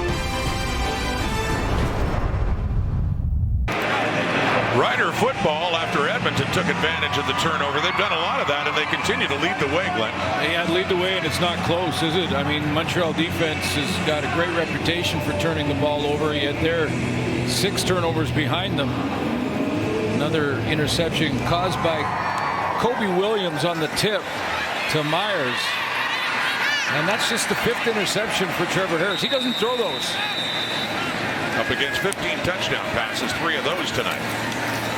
A.J. Olette, Noah Curtis in and getting some help too, and not much there for Ouellette, maybe a yard. It's almost like for Trevor Harris to throw an interception, it has to be something like that, where it bounces around, hits a guy, is tipped. You know, something like that with his great accuracy. And nice debut for the rookie, getting a couple of picks from the D-line spot. Yeah, first year USC Trojans. Yeah, just inserted into the lineup. And yeah, the deflection at the line last week against BC, so he gets a pick. You think for someone in that position to be kind of a one-off, and what does he do the very next week? He's going to start talking trash to the DBs in practice. Well, he's time for the lead. And that one is caught coming in a crowd as well for a first down. That's Sam Emelis, another catch near midfield. You know, when you're playing against these veteran quarterbacks as a DB, I think you've got to believe what you see and that he will try to fit the ball into tight windows. Sometimes you're almost surprised when you see an underneath linebacker like Kobe Williams would have seen on that little crossing route. But Trevor still fitted in the window. Right at midfield and a 1st and 10. Ouellette grinding his way through for about 5 yards, working for it. He had 43 on 10 carries up until that one. Tack on 5 more.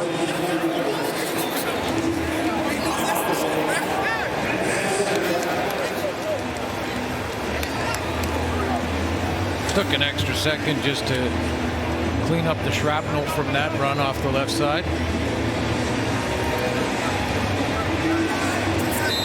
Broke in the CFL back in 2019 with the Argos. There's Justin Rankin, and things quiet for him. 7 carries for 24 yards only.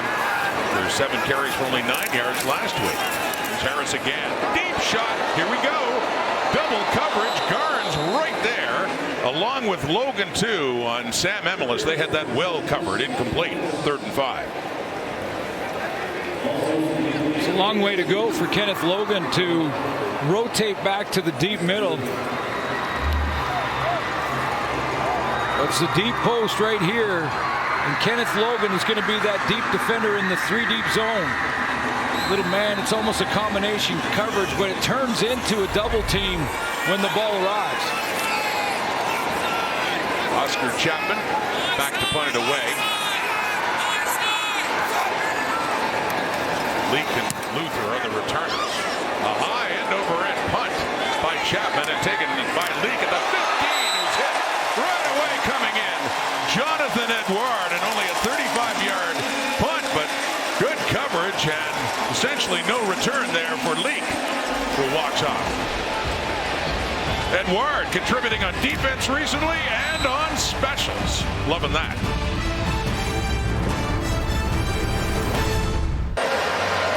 Cody Fajardo back on the field, 14 of 17 for 246 yards, 2 touchdowns, no picks. And a bit of a concern after the last time they had the ball. You see, still looks like a little bit of a limp. Yeah, it looks like he's favoring it a bit, but the adrenaline will kick in once they break the huddle. And they are to within a point to the 3 points off the turnover, and he's 82% passing. 70% the season coming in, 82% tonight. On the ground they go. Rankin running and hit hard, but a good pickup for Justin Rankin, working it up around the 25. It really was. These running backs are fighting and clawing for every yard, and Josh Woods, who has the 2 interceptions for the Riders defense, gets that hit. Running Rankin again, and this time he got turned around and maybe 2 more yards, but it still will be it's enough for a first down, actually. Just enough to move the stakes. Yeah, Jordan Maximic starting to get Rankin involved now as this game kind of unfolds.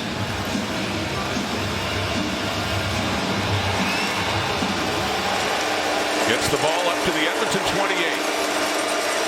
21-20, Saskatchewan leading. Past the halfway point in the 3rd quarter.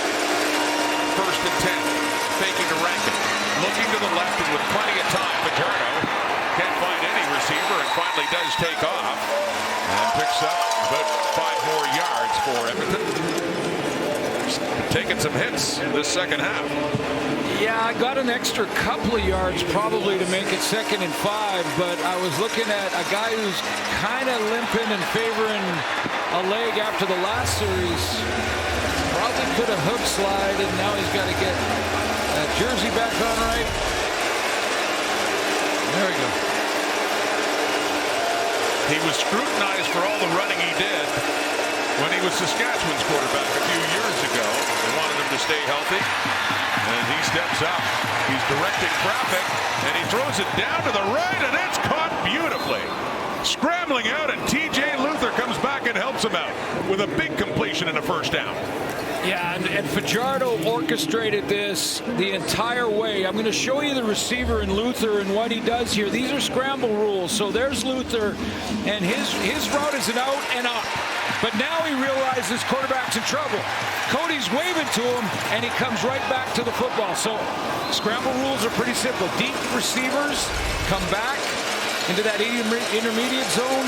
Intermediate receivers find a hole. Short receivers head up and go deep. He's had some big catches, 6 of them for 93 yards. Fajardo deeper over the middle. It's caught by Austin Mack, who could be gone. Touchdown, Edmonton Elks. And they retake the lead.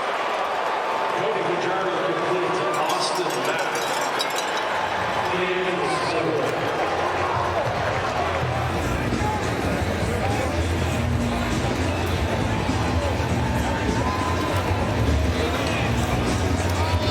Smooth route running from Austin Mack. Little outside fake, and then right down the hole. Zone look. Josh Woods and the linebacking core a little shallow on their drops. I'm not sure they could have got there anyway. Just the second catch of the night for Mack. Quiet night, but 57-yarder. So 2 catches, 84 yards, and a touchdown for Mack. And lo and behold, the Elks have come back to take the lead. 4th touchdown of the season for Mack after a 5-play, 93-yard drive. 27-21 Edmonton.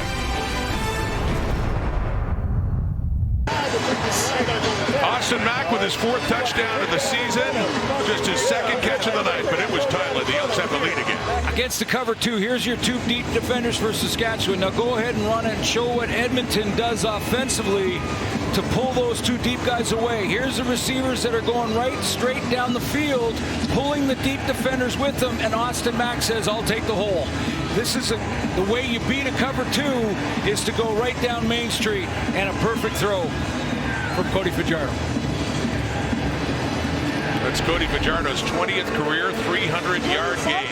On that completion for the touchdown, he's 16-19 for 324 yards and 3 touchdowns, no interceptions.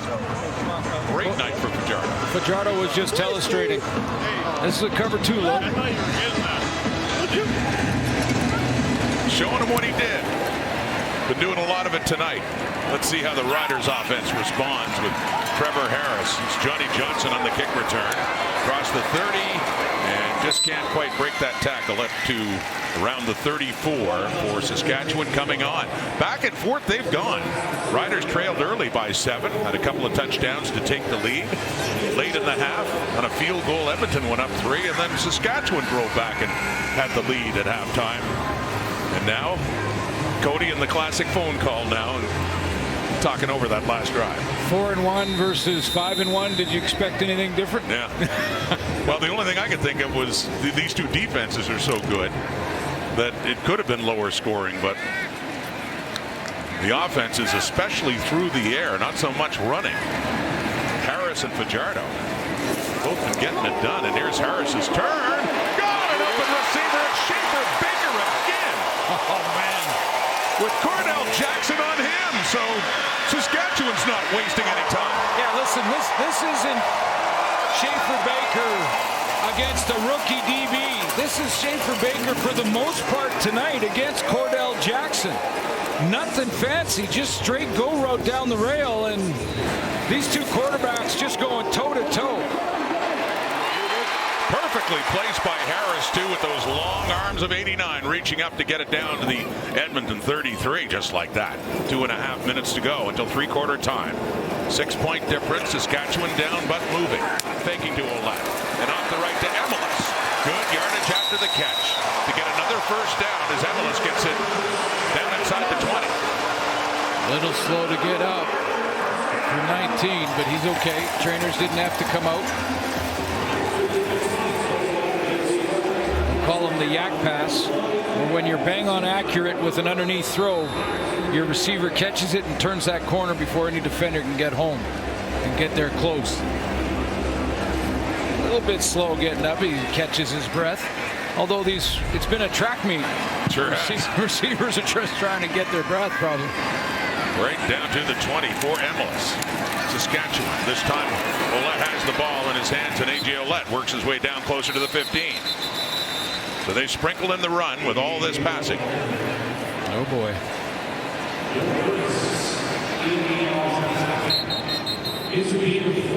Now he's down.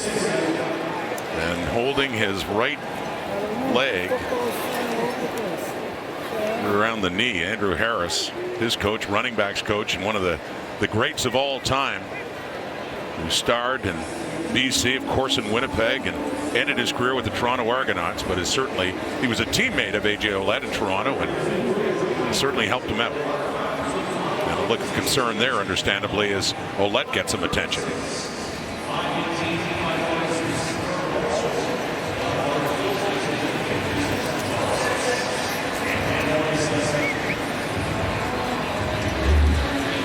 Take a look and see.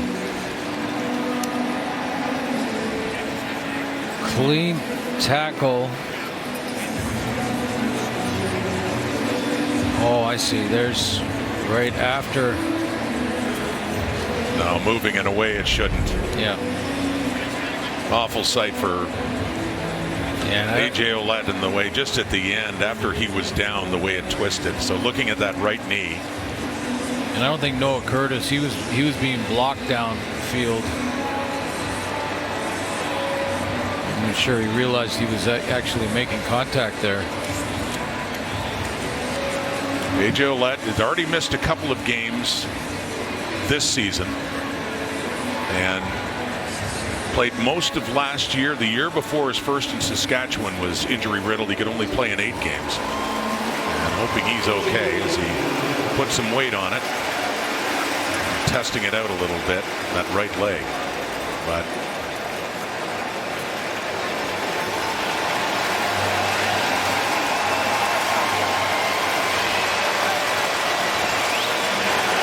Thomas Bertrand Houdon will get some reps while they take a look and examine. Good news there, though, that he's walking off with putting full weight on it.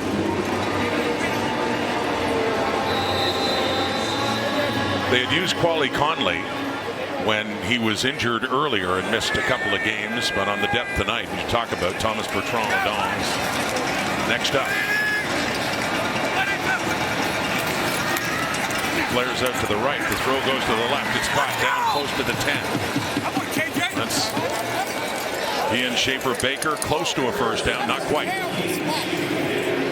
And Trevor Harris in this offense has been money in the red zone. I mean, he's upwards closing in on 80% when they get inside the 20 coming into this game. And those touchdown throws tells you they'll go with Tommy Stevens to get the first down in a new set. You get upwards of 80% in the red zone, you're getting it done. Sure. Stevens is a big part of that when it gets near closing time. Talked about before how timeout, Saskatchewan. The Riders, Corey Mays calls a timeout at a critical point in this game. In the final minute of the third quarter, and getting close as the time clock was going down the play clock. They didn't want to get that time count violation.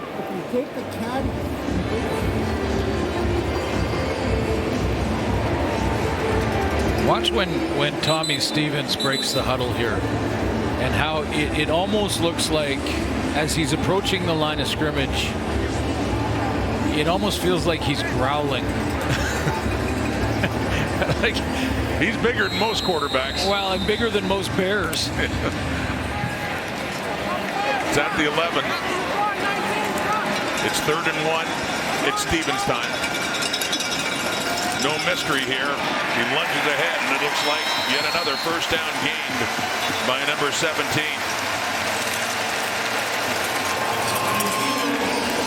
First and goal, Saskatchewan.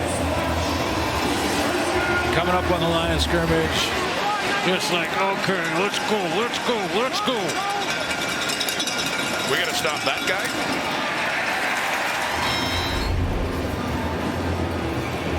Jabome's tried a couple of times. Yes. Held him to about 3, but Riders only needed 1 for a first. More ball punching too, so they're just inside the 10, about the 9-yard line now.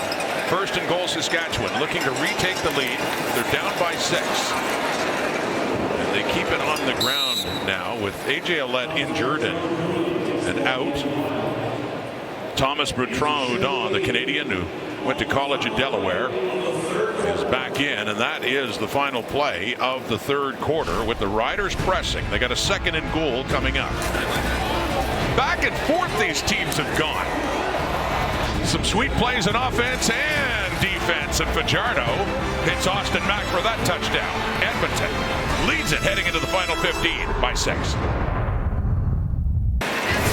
Lots of numbers to talk about through 3 quarters here at Mosaic, and these are 2 good defenses really being tested tonight, Suits. 256 net yards alone in the 3rd quarter. These are the 2 top-ranked defenses when you add up all the stats and analytics. Edmonton was number 1 coming in, Saskatchewan number 2. Big numbers from these 2 veteran quarterbacks. And in the CFL after 26 games, this is game number 27, our average points per game is up over 60 points. And with these 2 veterans, we shouldn't be surprised that this one's going to be over 50 for sure with a quarter to go and a 1-possession football game. Well, passing yards galore, and the net yards through 3 quarters was just over 750, 751 to be exact. 657 passing yards between these 2 veteran QBs. And it is the Riders knocking at the door, trying to get their lead back. 27-21. 2nd and goal at the Edmonton 7. Harris. End zone. Touchdown. Gets it. Duncan Busby has it. First catch of the night. That's a biggie.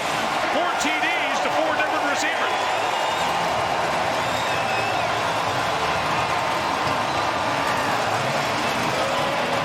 Now both these quarterbacks will spread it around. Harris didn't like what he saw to the field side. Came back, went through his progressions, and there was Duncan Busby right on the goal line. It's a game of inches and split seconds. And Duncan Busby finds the end zone. That was close, right at the goal line. Cordell Jackson just about got there, but as the point after and a crucial one right now goes through, that gives the Riders the lead again. Duncan Busby from Vancouver with the Bemidji stick, and he has himself a touchdown in a game that is just looking off the charts right now. 7 plays, 73 yards. Yeah, a bit of a forgotten man until now, but he sits down, he sees 2 defenders into that middle looking to cover any deep receiver or deep threat in the end zone. And they forgot about Duncan Busby out there by the sideline, by the cone. But Trevor Harris will find him. He went right through. He went to the field side first and came all the way backside to Duncan Busby. See how close Cordell Jackson got to getting his fingertips on that? Love those, man. Duncan Busby. He has 1 catch for 7 yards. But right now, that's the touchdown with the point after that has got the Riders back in the lead in this tremendous showdown between the top 2 teams in the West. Both these quarterbacks, they get to the bench, they're right to the tablet, and they're not.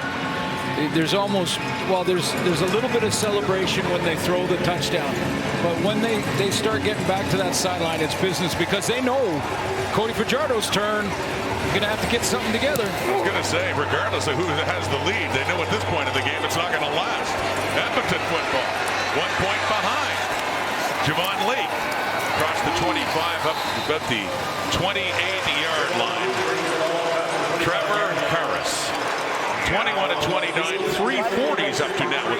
touchdowns and 1 interception. And little secretive word there to Jack Cohen, the number 2 quarterback. And over to you, Cody.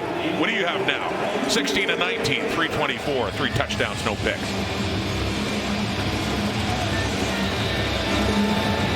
And a little more Rankin in the second half.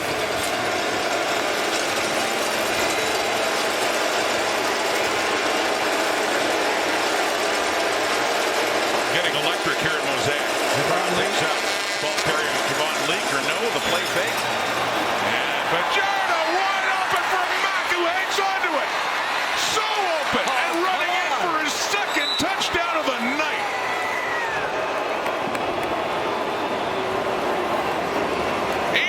Yards, Austin Mack, and another play-action fake to Javon Leak. And in one play, the Elks have their lead back. And that's why Trevor Harris is business as usual after taking the lead. It's Cody Fajardo's turn. Deep handoff fake again to Javon Leak. And instead of a post this time, it was a corner route from Austin Mack. And wow, did he have to show body control to turn while that ball was in the air, get his footing again, and run underneath that throw. No defender in sight, but he's got to hang on to the football. And they're going for 2 right now with a 5-point lead currently. Austin Mack has 3 catches on the night for 165 yards and 2 touchdowns. This for 2 to make it a 7-point game. No! Shades of the 2019 Western Final for Cody Fajardo, who was with the Riders back then. And the post got in the way. He'll remember that, I'm sure. And that denies him, and it remains a 5-point game. Wow. They won't be there next year. Well, there's a penalty against the Elks, but yes, next year, that won't be a problem.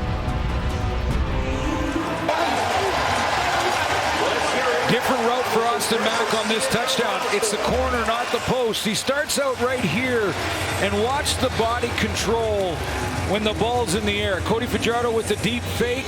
There's the corner route.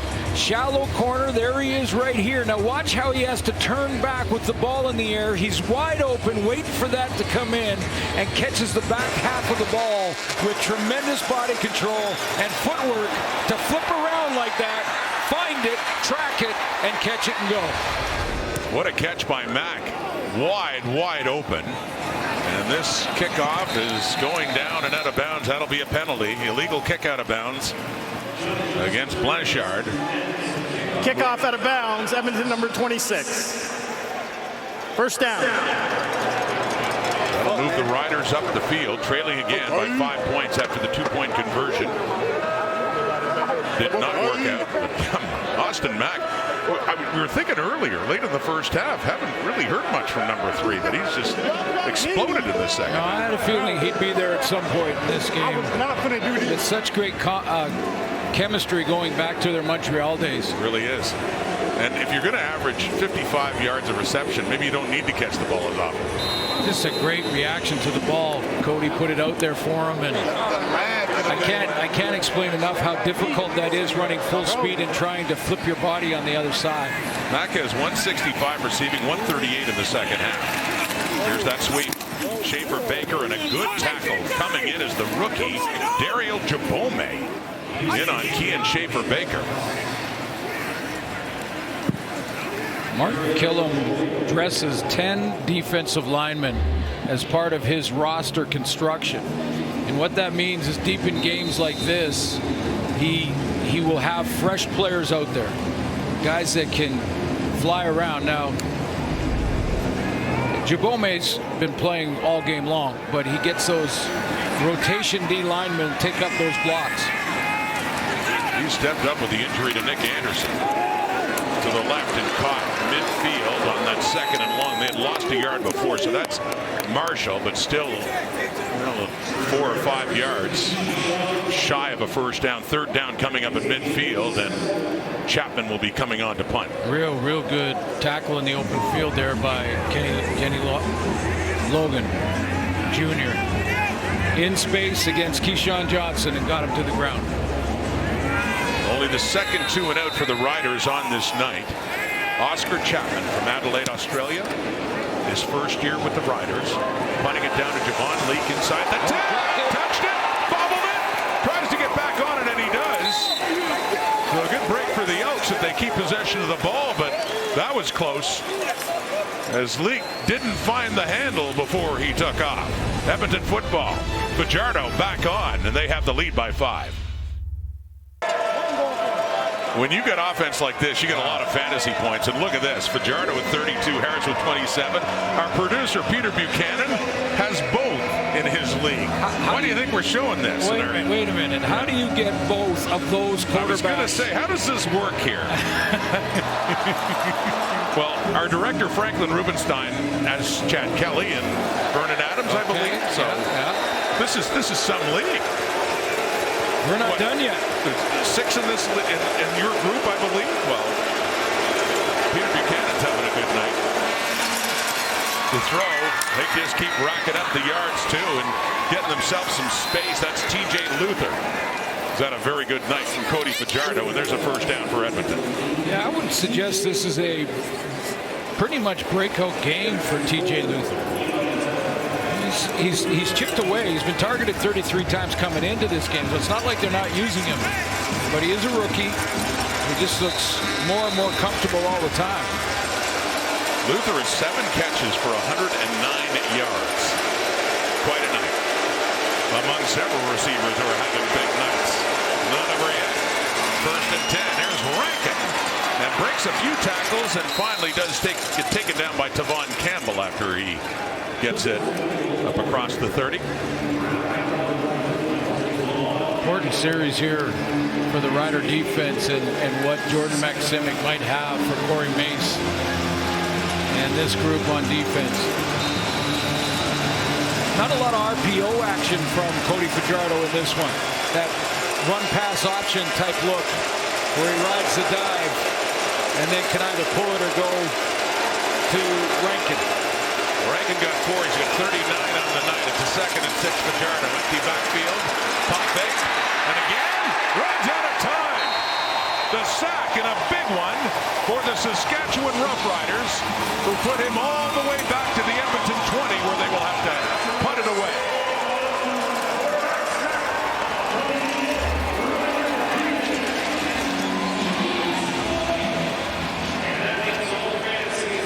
Devin Adams. That was just four-man pressure collapse in the pocket. Who could get there first? Committee there. James Votter's in there too. So the sack of Fajardo. Jake Julian back from his 10. And Daniel Weed, 40. Some speed, 50. Tries to cut it back. Brock Mogensen takes him down just short of midfield. The WNBA's biggest stars take center stage. That is on Saturday in the 2026 WNBA All-Star Game at 8 Eastern, 5 Pacific. You can watch this live on TSN, CTV, and on Crave as well.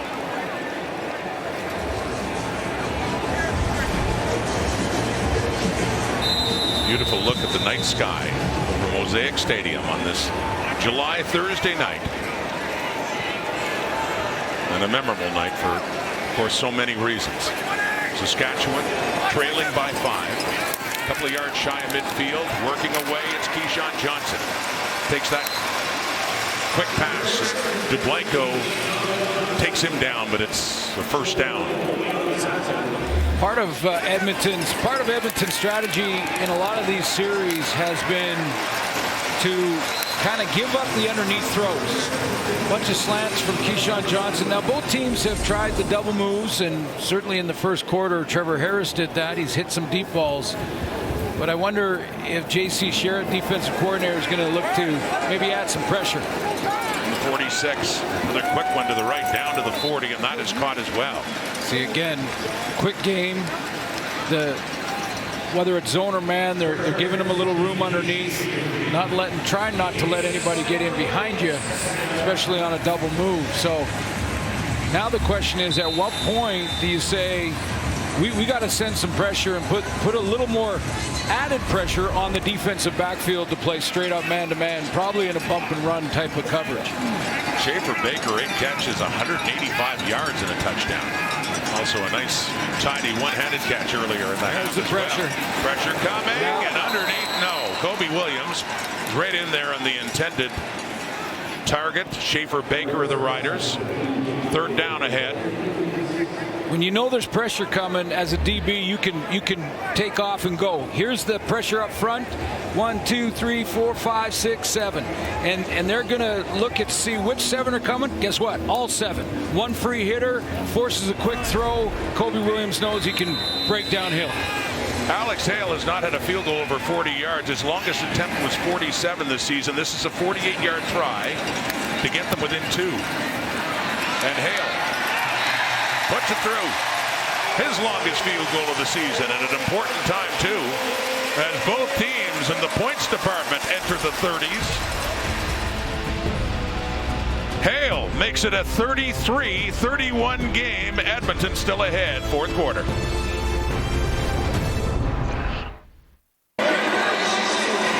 Cody Fajardo, for just the 3rd time in his career, has thrown for over 400 yards. He's at 422. His career high suits is 430, just 8 yards behind.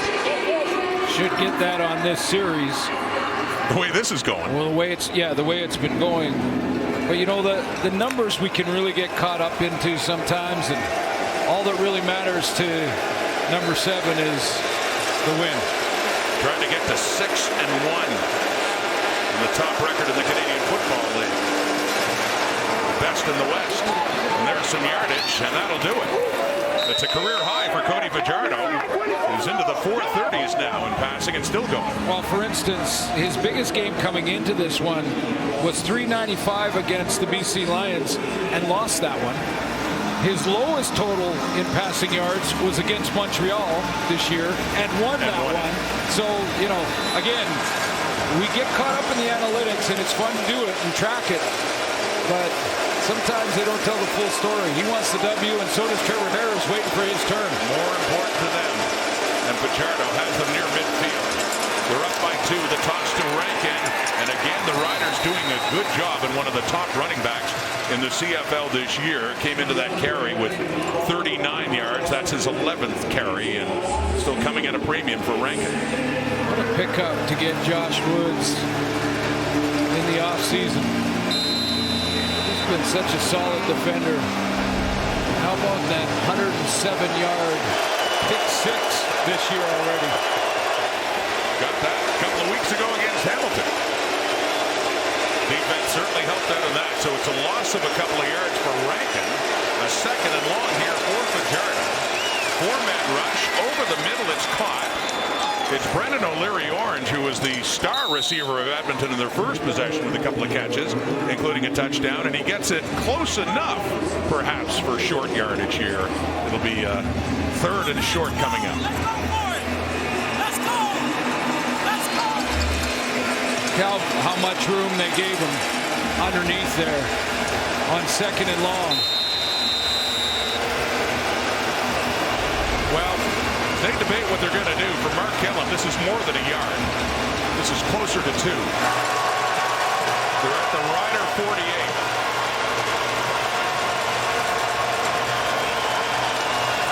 Now they use one of their timeouts before the 3-minute warning, and they do now. Timeout, Edmonton. Yeah, and not a bad time to use it.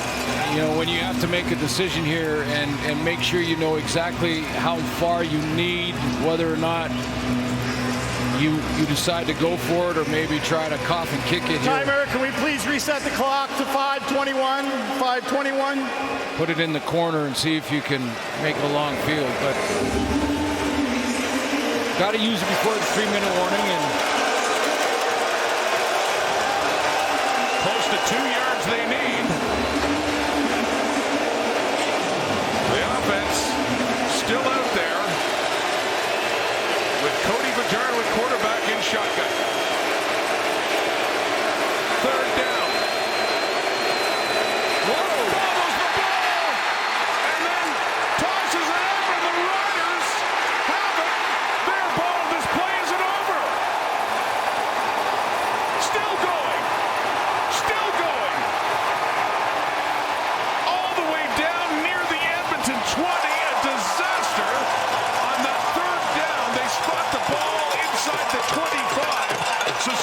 Edmonton has it. There's a play that went wrong at short yardage. Well, you got to give the fans here at Mosaic Stadium an assist on this one, because clearly a communication issue between Mark Corte, the center, and Cody Fajardo, quarterback, trying to get that ball. The ball was snapped when he wasn't ready for it. Hit his hip, hit the ground, and he saw Rankin. See how it surprised him? He saw Rankin there. Now that's a lateral. If he did that forward in any way, it's a forward pass, even if it's underhand. But he did it lateral backwards. It's a live ball. Saskatchewan scoops it, and away they go. And all the way inside the 25 now, down by just 2, and they're in business. Short yardage running play there. The tempers flaring as well with Logan and Johnny Johnson.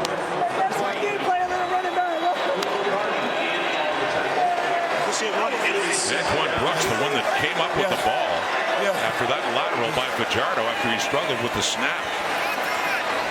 What a turn of events this is. Yeah, the snap was hot and surprised him. Clearly, Corte couldn't hear the cadence. Thomas Bertrand in for the injured A.J. Ouellette. Looks like he had a right knee injury earlier in the half. Out of the game, Bertrand picked up 3. And it's a 2nd and 7 coming up. They're already in range to retake the lead for what it's worth. Still an eternity left at 4.5 minutes. But thinking touchdown here.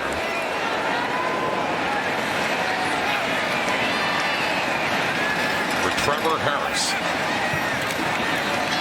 Has time, looks to the end zone. Touchdown! Touchdown, Saskatchewan. But there's a flag out on the play. Sitting in the Roughrider or Edmonton end zone. And it looks like it's going against Saskatchewan. Offensive pass interference. Saskatchewan, number 19. 10-yard penalty. Repeat 2nd down. Emelis is going to push the coverage inward and then try to get some width and get over to the cone.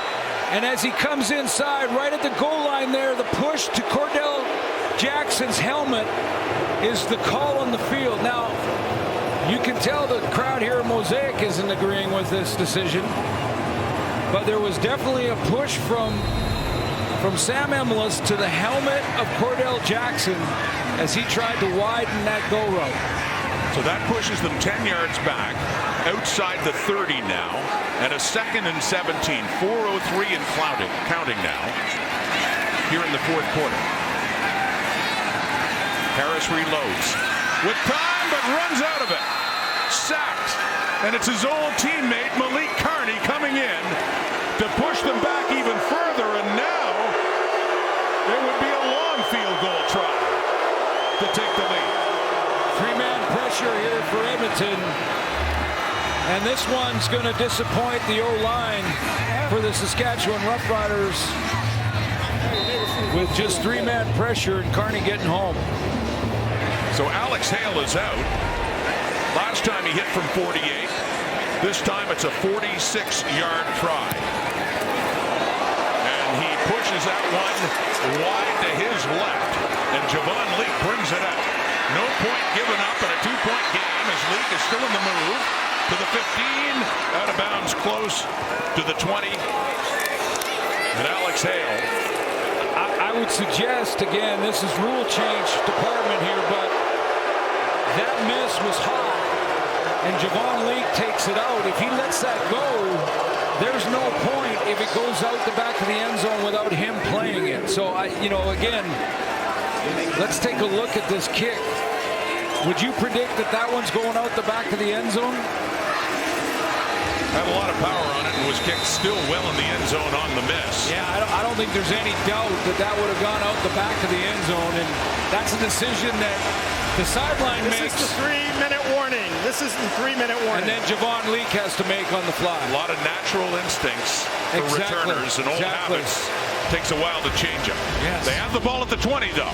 Edmonton still has the 2-point lead. 3 minutes to go. Let's examine this again. And, you know, a lot of teams have been, I've seen this season, still trying to figure out when it is to make this decision. That's how deep Javon Leake is. This ball is line drive. It's not the point that matters here when he takes it out. It's the field position. He only gets it now to, what, the 15, 17-yard line. They would have had it on the 40. So even if Edmonton goes 2 and out here, punting from your own 5 or 10-yard line, very different than up here around the 30. So they give him the spot at the 20, but you're right, it would have been at the 40. See what their offense can do at a critical point. 3 minutes on the clock. 2-point lead, and Justin Rankin, and at most 2 yards before he's pushed back.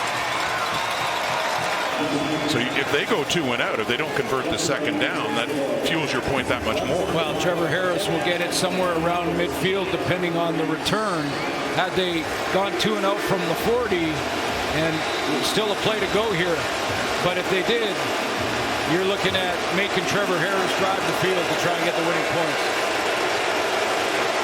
2nd and 8. 2:40 and counting. 4th quarter. 33-31 Edmonton. Big second down. Fajardo has time to the right. It is caught, and it is a first down. Austin Mack did a big second half, and that's enough to, or very close to it. Excuse me. This could be very close, depending on how they spot it. This might actually be 3rd and short coming out. Let's go full circle here, Rod, because that's the accurate throw to Mack so that he can get the extra yak yards up the middle. See how it's right in his wheelhouse? Takes that ball, turns up, gets that extra 3. That gets him the new set of downs. Already made it to the 30. They spot it just behind. This is 3rd and inches now. Cole Snyder, the quarterback. Baby. He got stuck. I don't know. Devin Adams came in. It was 3rd and very short. This spot is everything. He had to get it to the 30. He was met right away. Boy, this is going to be close. This is going to be close. The Elks lead the league in turnover ratio, but this second half has not been kind. Had the play earlier, where does Tom Valesi put the ball down? That does not look like it's going to be enough. And Corey May senses it. What next for Mark Killam and the Edmonton Elks?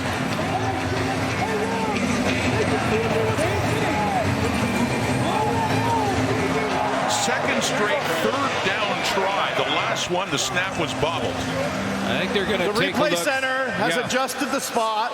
It's going to be short of the 30. I'm going to move the ball and then measure. Well, if it's short of the 30, then he didn't get it. This is going to be Saskatchewan football. So the replay center helped with the spot of the ball in real time.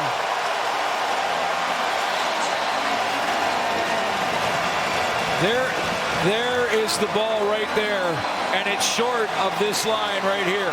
So that's how the replay center can help with this marking, because the official on the spot actually marked it with his foot and then moved his foot a little bit, and I think that's why both teams were getting a little anxious. But that's short. Saskatchewan takes over on downs again. Another turnover committed by Edmonton. And it's right at the 30. Another chance for the Riders, down by 2. 2:20 on the clock. Still plenty of time in a 4-man rush. Harris, open! And it's caught. Caught by Keyshawn Johnson. And they get that much closer. Boy, this gets hard. Really gets hard if you're a defender, a defensive back playing. You got a shallow guy and you got a guy over the top, and Cody Fajardo with great accuracy puts it between the two of them. And that's Cordell Jackson and J.J. Ross working together. And I saw Ross turn around shaking his head going, man, doesn't seem whatever we try, not working. Keyshawn Johnson to the right this time. The toss. Bertrand Houdon inside the 5 and taken down round the 3. That was on a 1st and goal. We got a 2nd and goal coming up here now. Bertrand in for A.J. Ouellette. Options here for Mark Mueller. Tommy Stevens could be an option. Got 2 cracks from the 1 or the 3-yard line. Well, if they can get it into the end zone, then Edmonton would need a touchdown coming back the other way in the final couple of minutes. Yeah, and the last time they were in a position like this, they left Trevor Harris out there. Harris is out. 152. Here we go in the 2nd down. End zone look. No. It falls shy of the intended receiver. Did he throw it under the crossbar? It looked like... Wondering if it even grazed it again. No, I don't know if it was that close, but it was low. I just wondered it because it was so low and it was a wide open receiver. They were wide of the post, so I won't give him that out. Yeah, no, that was well wide, but it was stunning to see how low it was leaving his hand. It was just the reaction from Trevor with his hands. When you're upwards of 75, closing in on 80% completion percentage, those ones drive you nuts. So this is a chip shot now for Hale, who missed the last time out from 46. Put that one wide, puts this one through, and back and forth again as we have another lead change. 1:46, so plenty of time on the clock. 7th lead change. Saskatchewan in front again, but by a mere point. 34-33. Now, if Cody Fajardo can put together a drive here, remember what happened in Hamilton with Hiralahu and the new rules. If they can put together a drive and get themselves into field goal range, the field goal has to be made to win. A wide field goal does not necessarily guarantee a single and you're moving on if it goes out without being played. So there's a lot of work to be done for Cody Fajardo before that could happen or not happen, but we've seen it once already this year. Seen a lot of things lately that relate to new rules. 2 last week that applied this year, and then 1 tonight hitting the crossbar that will apply next year when they get moved back 15 yards. What a game. 146 on it. Not over yet. Just a 1-point difference. Javon Leake, one of the Elks, back again. As Hale will kick this off from the 30. 1:46. 5-1 Elks. 4-1 Saskatchewan Roughriders for first place in the West. Leake from the 8. Across the 20. Takes a hike. It's up to 30 and a flag is out. Absolutely can't get a penalty on the return team here. If this penalty is against Edmonton, it just made Cody Fajardo's job that much harder.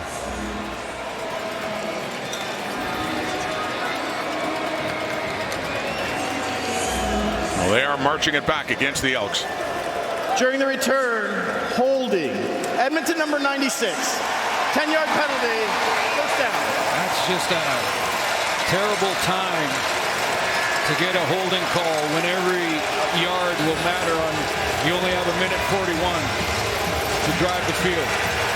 So the ball goes all the way back to the 15. They're a point behind. We're back inside the 10, excuse me, at the 8. And a 1st and 10. 3-man rush.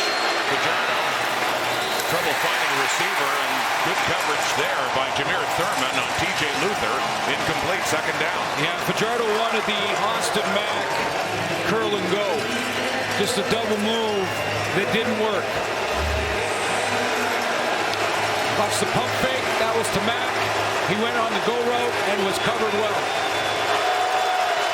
Both offenses have made quite a statement tonight. But the Saskatchewan Roughriders defense has a chance to make a big statement now. 2nd and 10. 1:35. 4-man rush from the end zone. It is caught. Brendan O'Leary-Orange. Now he gets it up to around the 15. Not enough for a first down. 3rd and 3 coming up. Get in that hurry up, call the plays basically on the line of scrimmage here. but this is the ball game.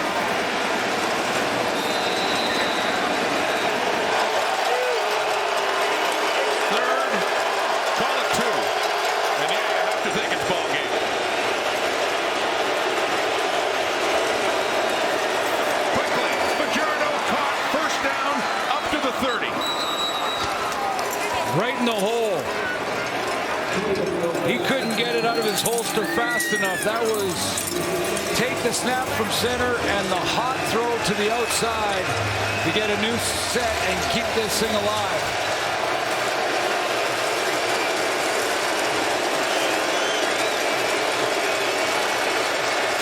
Fajardo again. Down the rail to the right in the hands of the Riders, but incomplete, out of bounds. It was good coverage there for Saskatchewan. Austin Mack wants a flag, but does not get one. That's Marcus Sayles.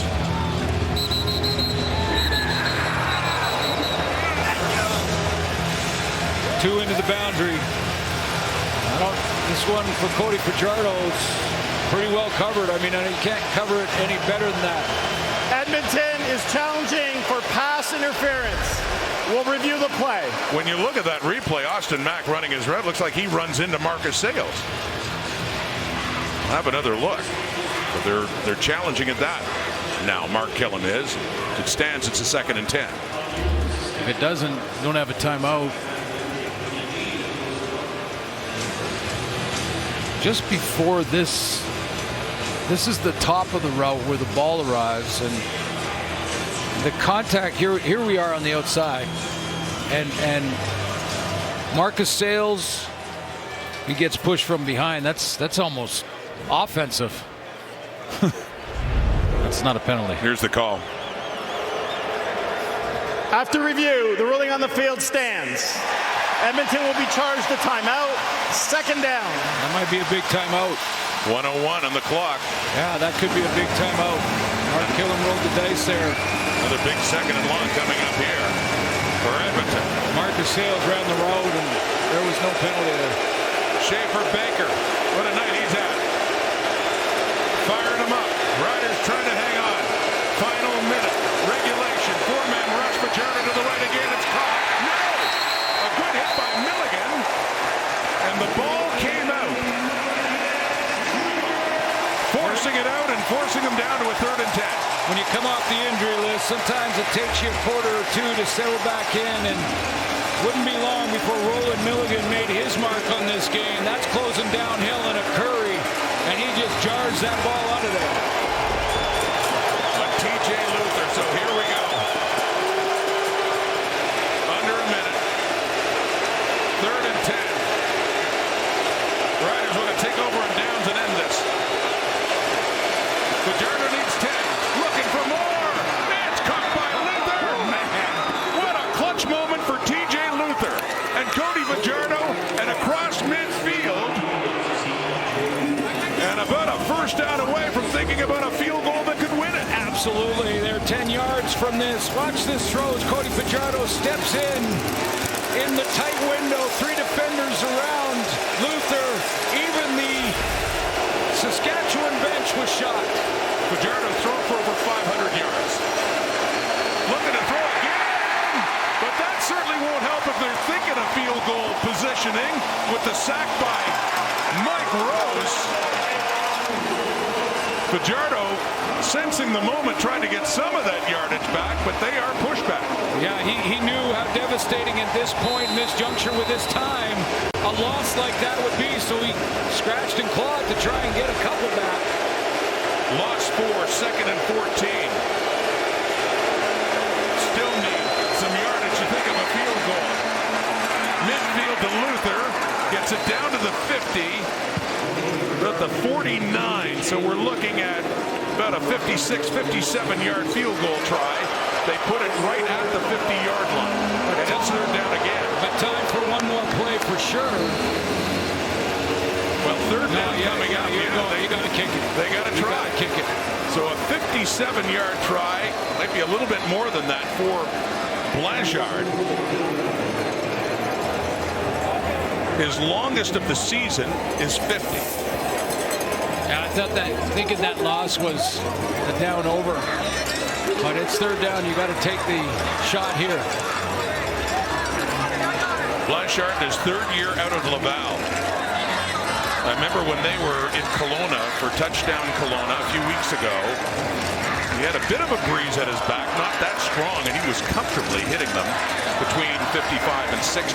He's got a leg. Wind does not appear to be much of a factor here.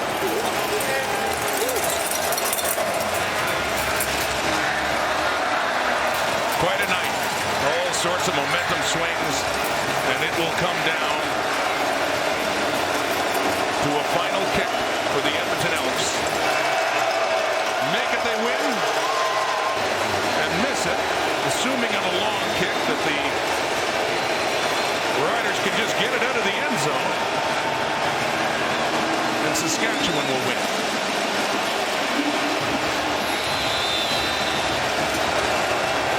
From this distance,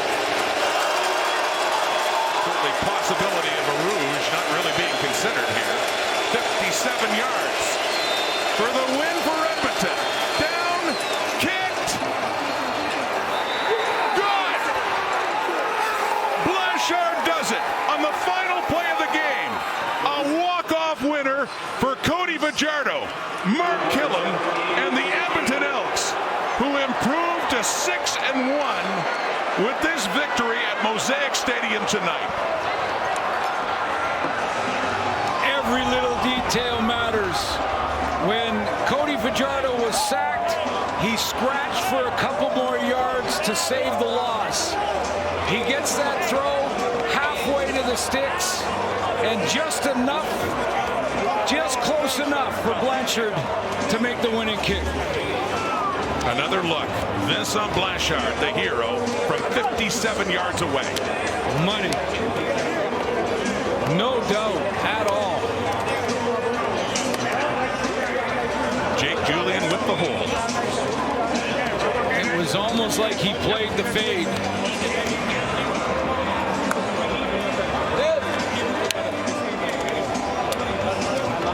And disappointment here at Mosaic Stadium. But for Mark Killam, a team that has struggled so much in the last few years, the Edmonton Elks on top of the West, leading the way at 6-1 with a walk-off winner. An outstanding football game, and you know there's been a lot of people that have said about the Edmonton Elks, are they for real? Because you know they beat Ottawa twice. It's been a struggling football team. They beat BC when Nathan Rourke was out early in that game in their last one. And I think a lot of people were saying, are these Edmonton Elks for real? Well, I think you got your answer. What a game. On top of the West, and for now anyway, on top of the CFL. Montreal leading the East at 5-1. Edmonton now 6-1. Malik Carney comes back to Mosaic and wins, and Cody Fajardo has gone over 500 yards for the first time in his career. 510 yards on the night. What a display. Two veteran quarterbacks, 896 total passing yards. They put on a show tonight. Friday Night Football in the West as well tomorrow from Winnipeg with the Stampeders meeting the Blue Bombers. A showdown at the top of the West, and it belongs to the Edmonton Elks in a very emotional night, emotional week here in Saskatchewan. Thanks for watching.